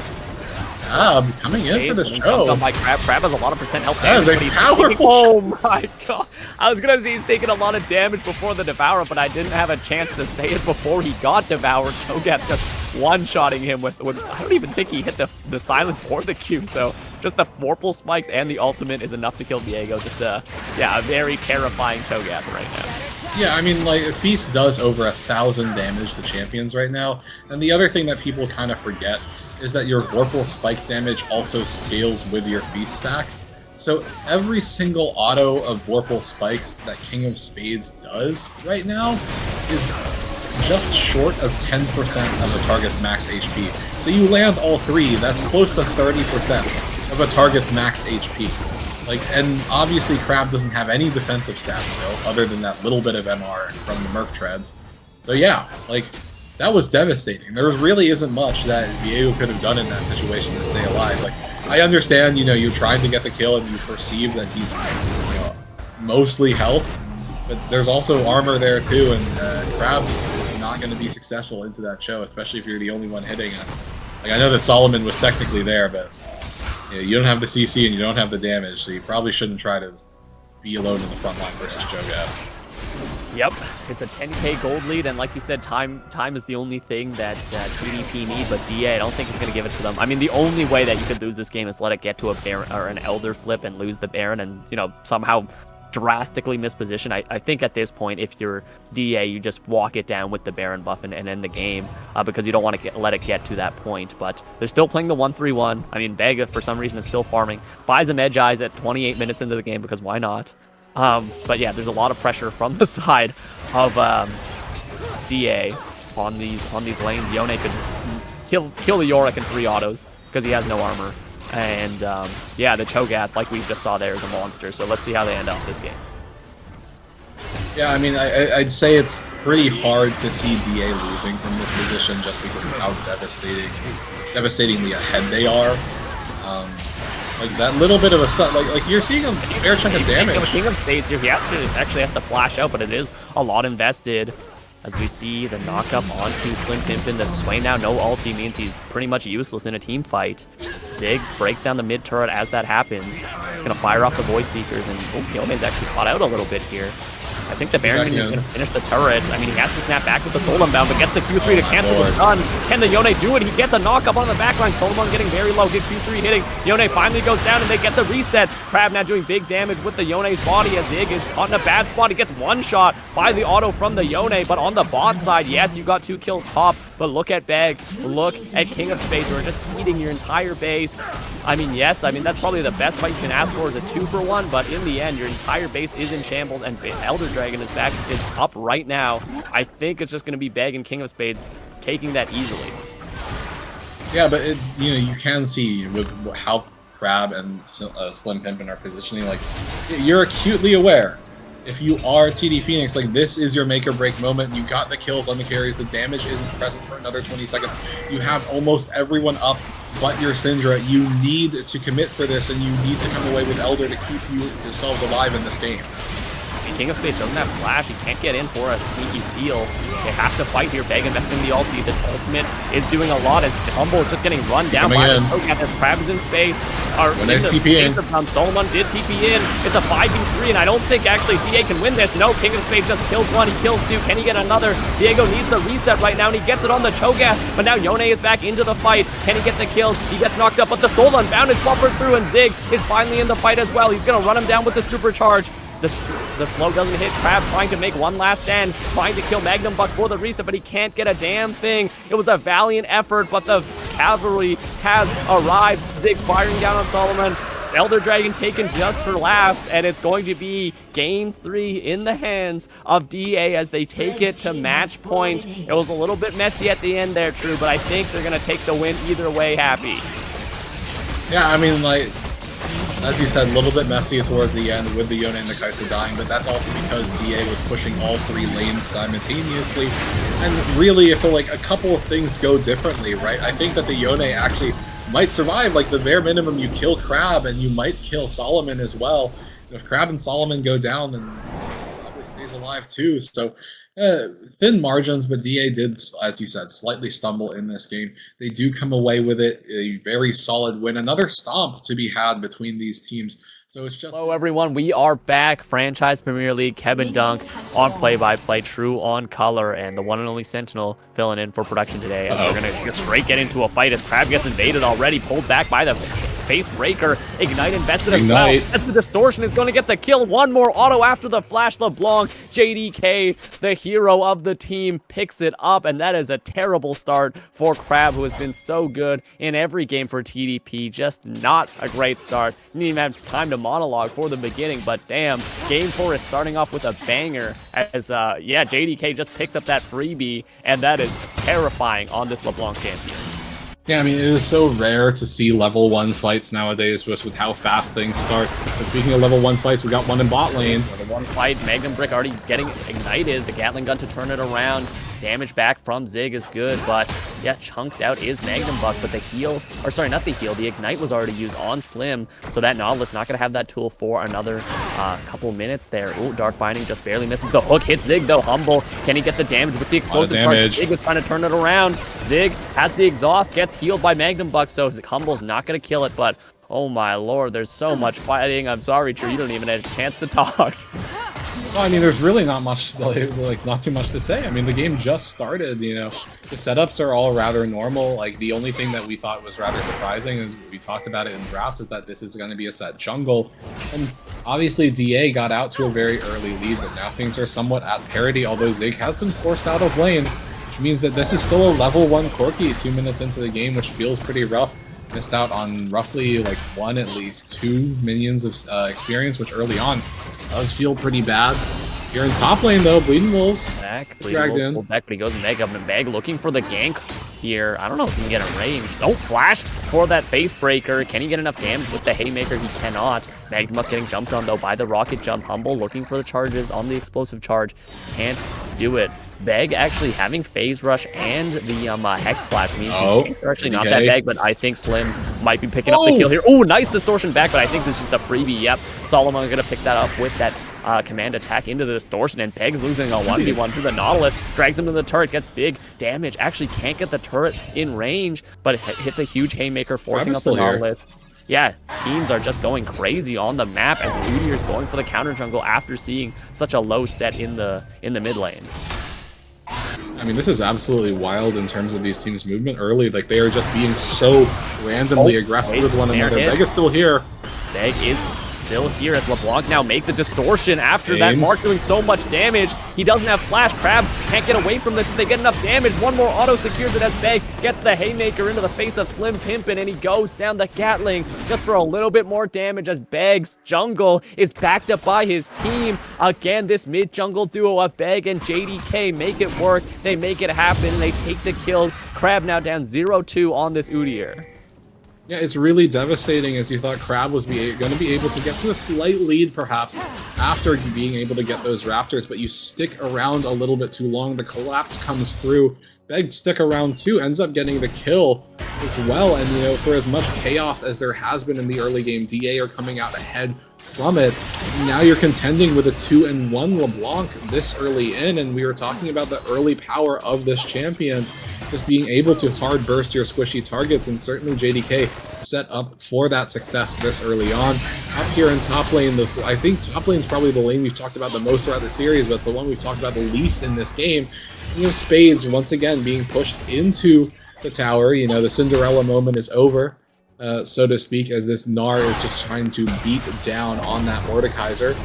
And yeah, it's rough to get shoved in this early on, but like more your passive is really, really meaningful. I think probably later on, once you do have that Death Realm available, you'll be able to play a bit more aggressively versus that Gnar. But really, eyes on this mid lane with JDK having those 2 kills early has been so pivotal.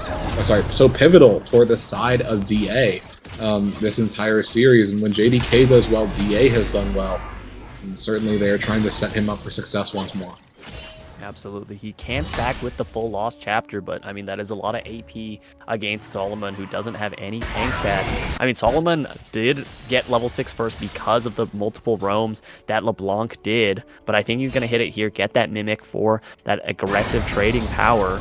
And like you said, yeah, the top lane is the most quiet lane so far, even though it's the most action in the past couple. King of Spades just kind of constantly forced under turret.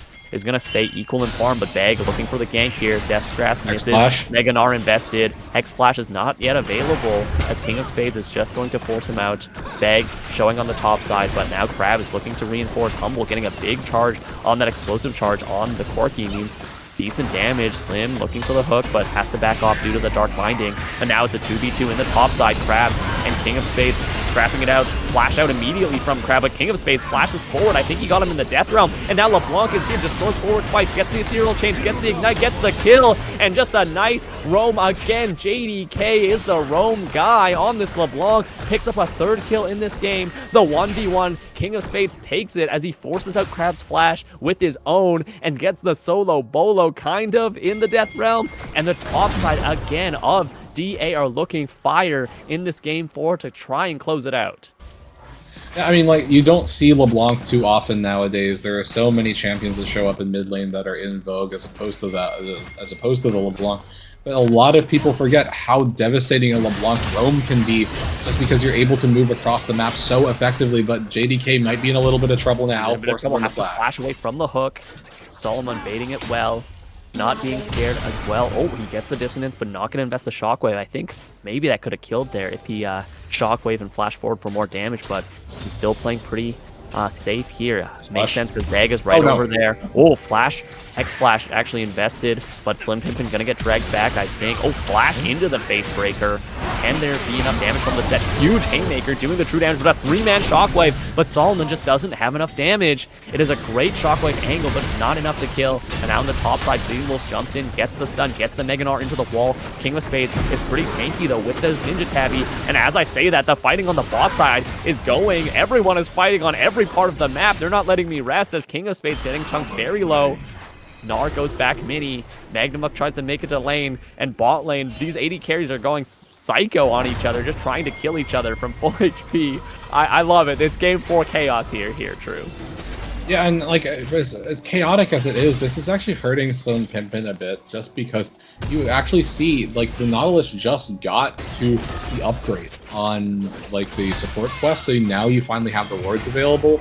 But you can actually tell that Nautilus is a little bit behind. You're roughly 3 whole stacks behind on your support quest because you've been committing yourself up towards the mid lane so often for those roams. And speaking of roaming, Beg coming in for another gank. Beg getting the gank here. Bleeding Wolf's about to go mega. Oh, but that is a huge obliterate doing the ISO damage. King of Spades and Beg here. I think this is going to be a freebie for one of them. Yeah, the obliterate bongs the Gnar. Go back to the cave. Yordle, as we see here, aggressive again. Slim Pimpin trying to make up the... Oh my goodness. Oh my gosh, I was going to say make up the deficit, but the fancy feet on JDK dodged the hook. He doesn't even have tier 2 boots. He's got the brown paper bags, and he's schmooving on him. He is down a little bit of XP, but he is so confident on this LeBlanc. Looking great in this game. The mid prio, the top prio, the top kill means the Void Grubs go over to Beg, and DA are looking great again in this 8-minute, 9-minute mark. Yeah, I mean, DA, they're out to a 2.2 gold lead at 9 minutes, which is extremely healthy this early on. And part of that is really just the fact that Bleeding Wolves has been forced to just play defensively. You know, like you're playing a ranged top lane, you're getting punished for it. But the other thing is Crab has also been completely shut out of the game.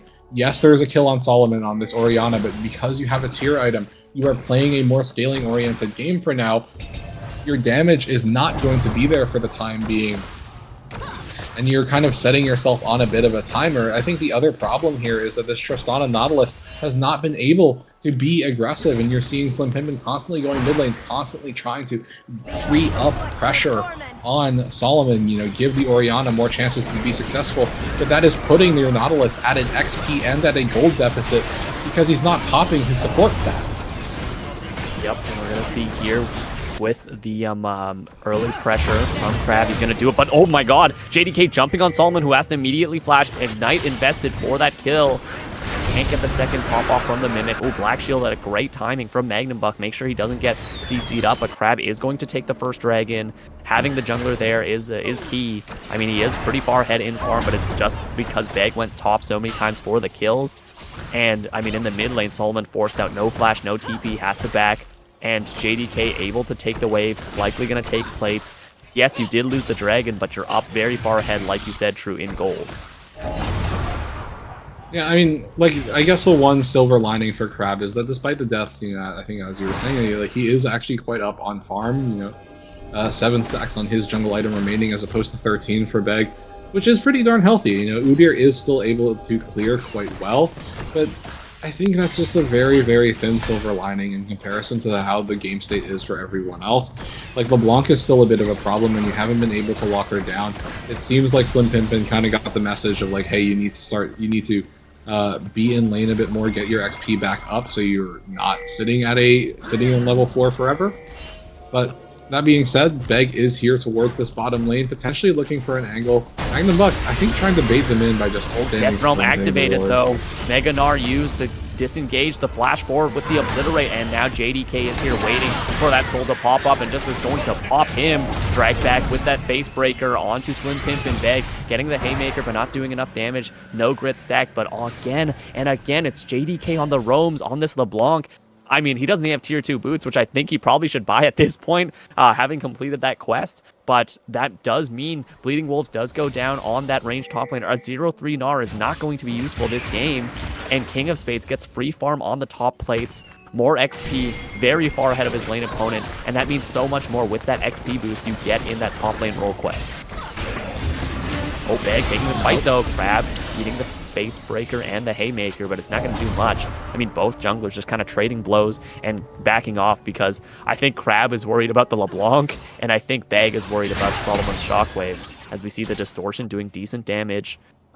Ooh, Zig in a dangerous spot though, gets jumped on by the rocket jump. Valkyrie's away. Magnum Buck doesn't get the dark mining as it's flashed away from the exhaust onto Humble, who jumps back in as we see the death charge being flashed forward. The buster shot finally used back into the hook. Magnum Buck taken very low, gets the dark binding now on the repeat, and Zig trying to fire back, trying to get the kill on this Nautilus, and he looks into the bush and he can't get the kill, and Crab runs in, gets the kill onto Zig, but it's going to be Slim Pimpin collapsed on by the rest of the team. Beg picks that one up, and it's going to be JDK picking up the other one, and even though Crab gets a double kill, he dies for it, and even though the bot lane play was good from Humble and Slim Pimpin, again, it is the team difference that matters. Jay makes the roam. 5 kills now on this LeBlanc, and everyone on the side of TDP does die. Yeah, I mean, the top mid jungle for DA right now, they all have bounties. And obviously, you know, JDK being the highlight case 5-1 of this LeBlanc already has that completed Luden's Echo. And now Slim Pimpin in a whole ton of trouble. He's in a lot of trouble and a lot of danger, gets pulled back by that base breaker. Can LeBlanc secure the kill? The aftershock keeping Slim Pimpin alive for a little bit longer. The locket, again, also keeping him alive just a bit longer, but not long enough. LeBlanc gets her chains, gets her autos blasting into him, and now he's actually looking for a repeat play. Can he get enough burst on Humble? I don't think he can. He dashes right into the hands of Crab. Can he get out? He flashes over the wall. Crab cannot flash to follow. Oh, that was a very risky play from JDK's LeBlanc, but he's going to get out, not give over that 350 gold shutdown. And yeah, I mean, invest the flash to make sure your opponents don't get that is pretty big. Yeah, I mean, obviously, like, handing over a shutdown right now, especially to Tristana, who is a little bit down in the dumps, being at a slight gold deficit, and, you know, roughly 1,300, 1,200 gold down would hurt to hand that over. But obviously JDK on this LeBlanc, as we were discussing, so mobile, so hard to catch. Now you see Zig here in the mid lane. They are trying to just commit and make sure that the Corki can start scaling up himself. And things are continuing to be difficult for the side of TD Phoenix, and now here comes the collapse from DA.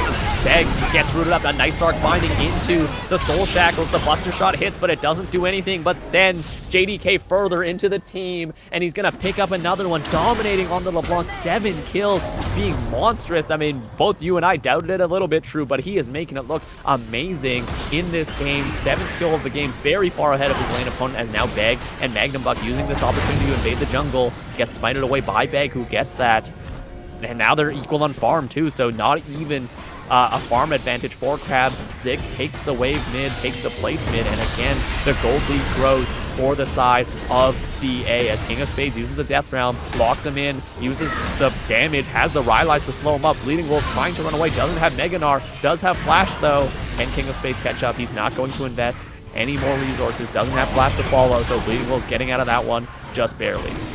Yeah, I mean, it's just so rough for TDP to be in this spot because you're thinking, you're sitting there, and you're like, okay, well, how do we get back into this game? We need Tristana to get to, like, more items. We need Orianna for the tier to finish stacking, for her to start building something else, too. And it's just going to take so long. Like, this LeBlanc is running all over you. And the Mordekaiser is dangerous as well. 3v1. It's going to be Meganar from Bleeding Wolf, and I think Crab's going to do it. Yep, the Phoenix stance burns down Mordekaiser for the shutdown. Crab, again, being the best performing player on his team, is pretty big. He gets a huge injection of gold. Already finished that first completed item. Can he get more off of that kill? I guess we'll have to find out, but I mean, he can't walk up to the Rift Herald, which is getting taken by DA. As we've talked about, you know, the Leandrius plus the Phoenix Storm Burn can be devastating to play against. You know, it's like so much AoE damage as Udyr. But is it really enough for the side of TD Phoenix to be successful? Like, maybe it'll start ushering you out of that early game deficit into stronger mid and certainly a stronger late game. But up until that point, and TD Phoenix, they were playing on the back foot. Okay, X-Flash into the hook, doesn't hit. Good dodge from Zig, doesn't even have to use the Valkyrie.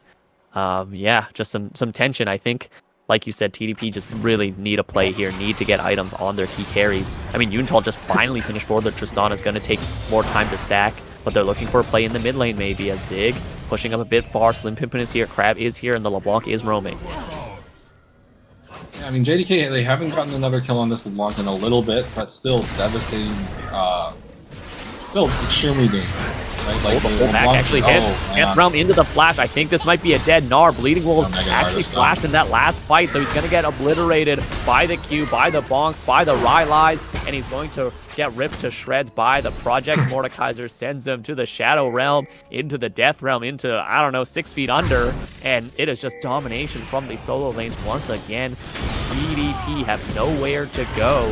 I mean, DA do a repeat of game 3, I think, of last game, and their solo lanes are just running over their opposition. Yeah, I mean, like, at this point, if I'm TDP, like, I'm really trying to bank on, like, a long game at this point. Like, hope for this LeBlanc to fall off, hope for this tankiness to come through from your Gnar and your Nautilus, your Udyr, because otherwise, like, your job is just so difficult. Solomon getting run down. I mean, Vegas taking up so many turret shots. I think he's going to get out too. Nice haymaker to block the turret damage, but no, oh my god, the turret heated up so much that the kill went over. The turret damage burns down JDK as Solomon's going to pick up a huge shutdown. Maybe that is the gold you need as Humble's taken low by Zig. Gets forced back, has the barrier, and Zig is now in a 2v1. But now Slim Pimpin is here on the platform from Crab. The Black Shield stops a little bit, but he still gets stunned up. Crab doing so much damage with the exhaust is invested. Death charge goes out, knocks up Zig, and he's going to go down for sure here. Magnum Buck now rooted up, burned down by the Phoenix Storm. And it's not going to be enough to kill him as he flashes away, but that is exactly what you want to see, a play in the mid lane. And the TP to get Beg. Beg now in a 1v1. I think Bleeding Wolf's just going to walk him down with the boomerangs. Beg doesn't have, he does have the ulti, but I don't think he has enough health to fight this. He actually made it out. I don't know how he did that, but he escaped. He's alive. Oh, wait, no, but Crab is running down. Egg still has the ultimate. He gets the face breaker, but he doesn't have enough tankiness to survive. And now, in the mid lane, the roam from JDK. You forgot this LeBlanc was alive, and now they're going to punish you. Slim Pimpin also going to go down to the distortion. A double kill makes the score run up right back to where this LeBlanc wants to be. Sure, you died, but you picked up 2 kills on the way. Nice job from JDK to run straight mid lane to collect those kills. Yeah, absolutely. And yeah, yes, the LeBlanc died. Yes, Orianna did get the shutdown, but the LeBlanc isn't any less dangerous at this point in the game. So yeah, JDK redeploys onto the map, runs straight for the Tristana, gets the Nautilus as well. But we are seeing TDP show those signs of life, right? You were able to get the punish on the LeBlanc. You were able to nab up the Corki. Like, you are able to get kills. It's just about sustaining. It's just about lasting through the storm, so to speak. Like I still think that LeBlanc can does just become weaker over time, but obviously being so snowballed at 10-2 and 1, you're always going to be an assassination threat. If I'm TDP, I'm kind of just hoping that DA continues playing over aggressively, and maybe you have those opportunities for punish. Humble gonna commit for killing this turret. To the turret, but he has the rocket jump to get out. But now Beg and Magnum Buck are trying to chase him down. Beg very fast with that blue smite. Oh, flashes forward, is going to get the pullback with the face breaker, and that's just a freebie for Zig. Nice setup from the jungler to donate that one over to the Corki, who is very rich. I mean, likely gonna get the IE on the next back. Oh no, that's a tragedy. King of Spades just steals the blue buff from Crab, adds insult to injury right before this next dragon. It's a bad game for TDP for sure. As okay, they're not gonna go for the mid turret. They're just waiting in the wings. The binding's gonna hit. LeBlanc walking up for it. Distortion forward into another one from the Mimic, but it can't do enough damage. Bleeding Wolves does flash away to survive that. Yeah, but you've completely given up any opportunity to try to establish control and hope to even get vision on the Dragon Pit. So that's just going to go over to DA. That is their second dragon. Finally, we have in this game. Oh wait, Opinion found the hook. Shockwave hits too. Can Crab get in range? Bag doing big damage with the auto attacks, with the Stride Breaker, pulls back the Nautilus. The Death Hand doesn't hit anything, so Slim hooks him again, but he's just going to get exploded as Bag blocks a lot of damage with that Face Breaker. The Terror charges in. Crab is trying to do something with that Wingborn Storm. I don't think he can. He gets dragged into the Death Realm, and he's going to get bonked. King of Spades took your blue buff, and now he's going to take your life as Zig collects that one for his top laner. And again, we thought that TDP maybe had an angle if Divine Ascension just played a bit too aggressively, but the aggression is pulling off as they pick up 3 kills there and the dragon. Yeah, I mean, in that situation, I do want to say, JDK once again pressuring the backline, making sure that no one can even walk up with the Udyr before King of Spades tosses the Udyr into the Death Realm just to make sure that kill is finalized. And now, with no jungler on the board, DA runs straight into the Baron Pit, and they are going to get this uncontestedly. And they are going to break this open from an advantage to a full-blown snowball, Kevin. They are now close to 7k above TDP, and they won't have Baron by the time the next dragon is up. But that Baron buff should well enable them to push these turrets down. Absolutely, that is a 2.5 item Mordekaiser. That is 2 item on set. That is the Overlord's Bloodmail. He went super greedy with that expensive item, and it's going to pay off. Oh, wait, maybe I got to stop myself here. LeBlanc in some danger. Okay, Humble's not going to go forward. I mean, yeah, so hard to catch with the Distortion, with the Mimic. Doesn't have Flash, but yeah, looking at the item builds, the item disparity is massive. Solomon's the only one who's close in that gold, and Yeah, it's looking rough for him. Oh, Humble walking up for some damage. Gets exhausted instantly. Magnum Buck getting hooked in, but Humble's taking so low. Zig is just firing. He does have the IE already. His crits hit very hard, and Zig's just blasting him down. Beg drags back in. The Nautilus gets the Showstopper and walks forward on Solomon. The Wingborne Storm doing nothing to deter the push. A huge Shockwave is actually really good, as Magnum Buck is almost taken up, but Solomon gets exploded again by JDK, who is just the player of this game, possibly of this series if they win here. And it's going to be so much damage on this tier 3. The inhib turret gets getting shredded by the Baron buff by the Void Grubs. I think maybe if they choose to push, okay, they're gonna back off, but that is so much damage done to the base. Mid lane absolutely devastated, and so many more kills going over to the key carry of Divine Ascension, as again, King of Spades just cannot do wrong in this game. Pops the death round, is under tower, doesn't give a damn, and slams the Gnar back to the Stone Age as they take the tier 2 turret as well. Oh, flash from Crab, looking for the stun. Oh, that's just aggressive. I mean, he gets it, but he can't get enough. There's no damage to back him up, and Beg's just going to run him down, drags him back in, and the Wingborne Storm to try to disengage, but it's the entire team of DA to just one Udyr and one Nautilus. They have to back off. Sure, they got LeBlanc's ulti and maybe Beg's flash, but there's not much else you can get from that fight. Yeah, I mean, like, in this situation, I gotta say, you know, like, TD, you know, we're talking about their ability to, like, maybe claw it out and get back into the game, but it is just looking increasingly unlikely that they're going to be able to do so. Like, you're looking at this Mordekaiser, when the experimental hex play, the moment he presses R on you, you're not getting away. You're looking at this Set, who is 4-1 and 9, obviously JDK's LeBlanc, who is just very clearly capable of one-shotting the Tristana, maybe even the Orianna. Like, it's devastating to fight against. I keep using that word, but it truly is. Like, Corki also, like you said, has the completed IE. The autos are hitting like a truck. There isn't anything that TDP can really hope to do other than hope that DA collectively DC from this game. Man, crowd is just trying to run it out. Like, sorry, I was muted for a second there, but I was going to say the Showstopper is invested. I mean, to hit the blast cone, that is a funny play. But I mean, I think DA can afford to be funny here. They're up 10k gold at this point at 25 minutes. They don't have Baron anymore, but they have they know they're ahead, you know? Like there's no, like, obviously, at some point, you know that you have, like, a huge lead. Like, they know that they can kind of screw around a little bit, and there's just not anything that TD Phoenix can do about it. Like, their base has already been broken open. They have zero right to anywhere on the map. Like, you're hoping that somehow, miraculously, I guess Tristana or Orianna get a pentakill, and at least you have someone to play for it. Yeah, I think the only way that these win a fight is like a 4v5. Oh my god, I can't even complete my thought because it's going to be Crab locked in the death round in a 1v1 against King of Spades, who is the king. He is surprisingly tanky. Yeah, I mean, Crab is actually surviving with that Iron Mantle, and now he's in a 1v4. Drags back 2, the hook misses. Can he get out of here? I think he's just going to walk out because the entire team is now collapsing.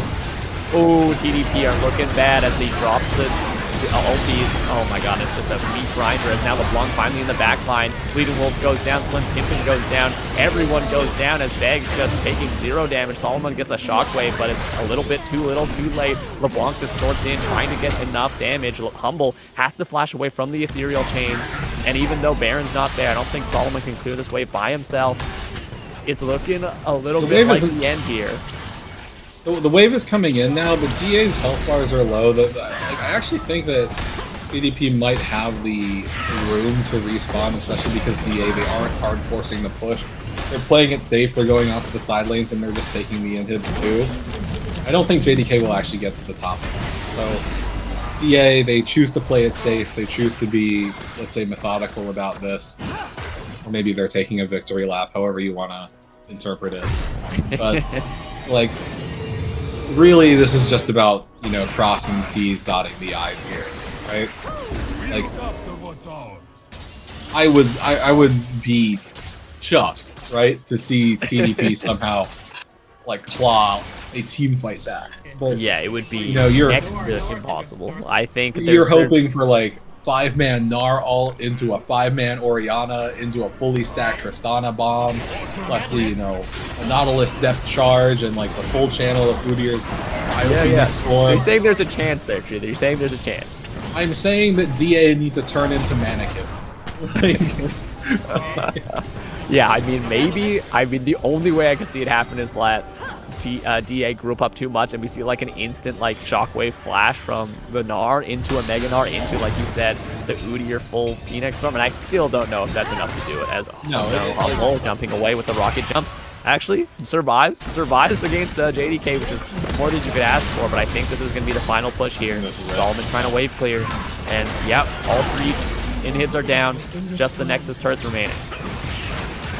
Yeah, you do see that Bleeding Bulls and Crab are just in the bot lane. They're trying to like maybe force a base race, but we all know this isn't happening. TP being handled The Shockwave only hits 1, the Showstopper to bring back Solomon, and they're just buying time for the Nexus. They don't even care about the kills. I mean, they finally jump on the Nautilus, but LeBlanc walks in, King of Spades just ultis someone and starts hitting the Nexus, and of course, everyone goes down just like the Nexus, and in 3 games, only dropping 1, it's going to be Divine Ascension ascending to season finals in the franchise Premier League as they down PD Phoenix, who had a valiant run, a great game, a great series, I think, overall from Crab, but it was not enough.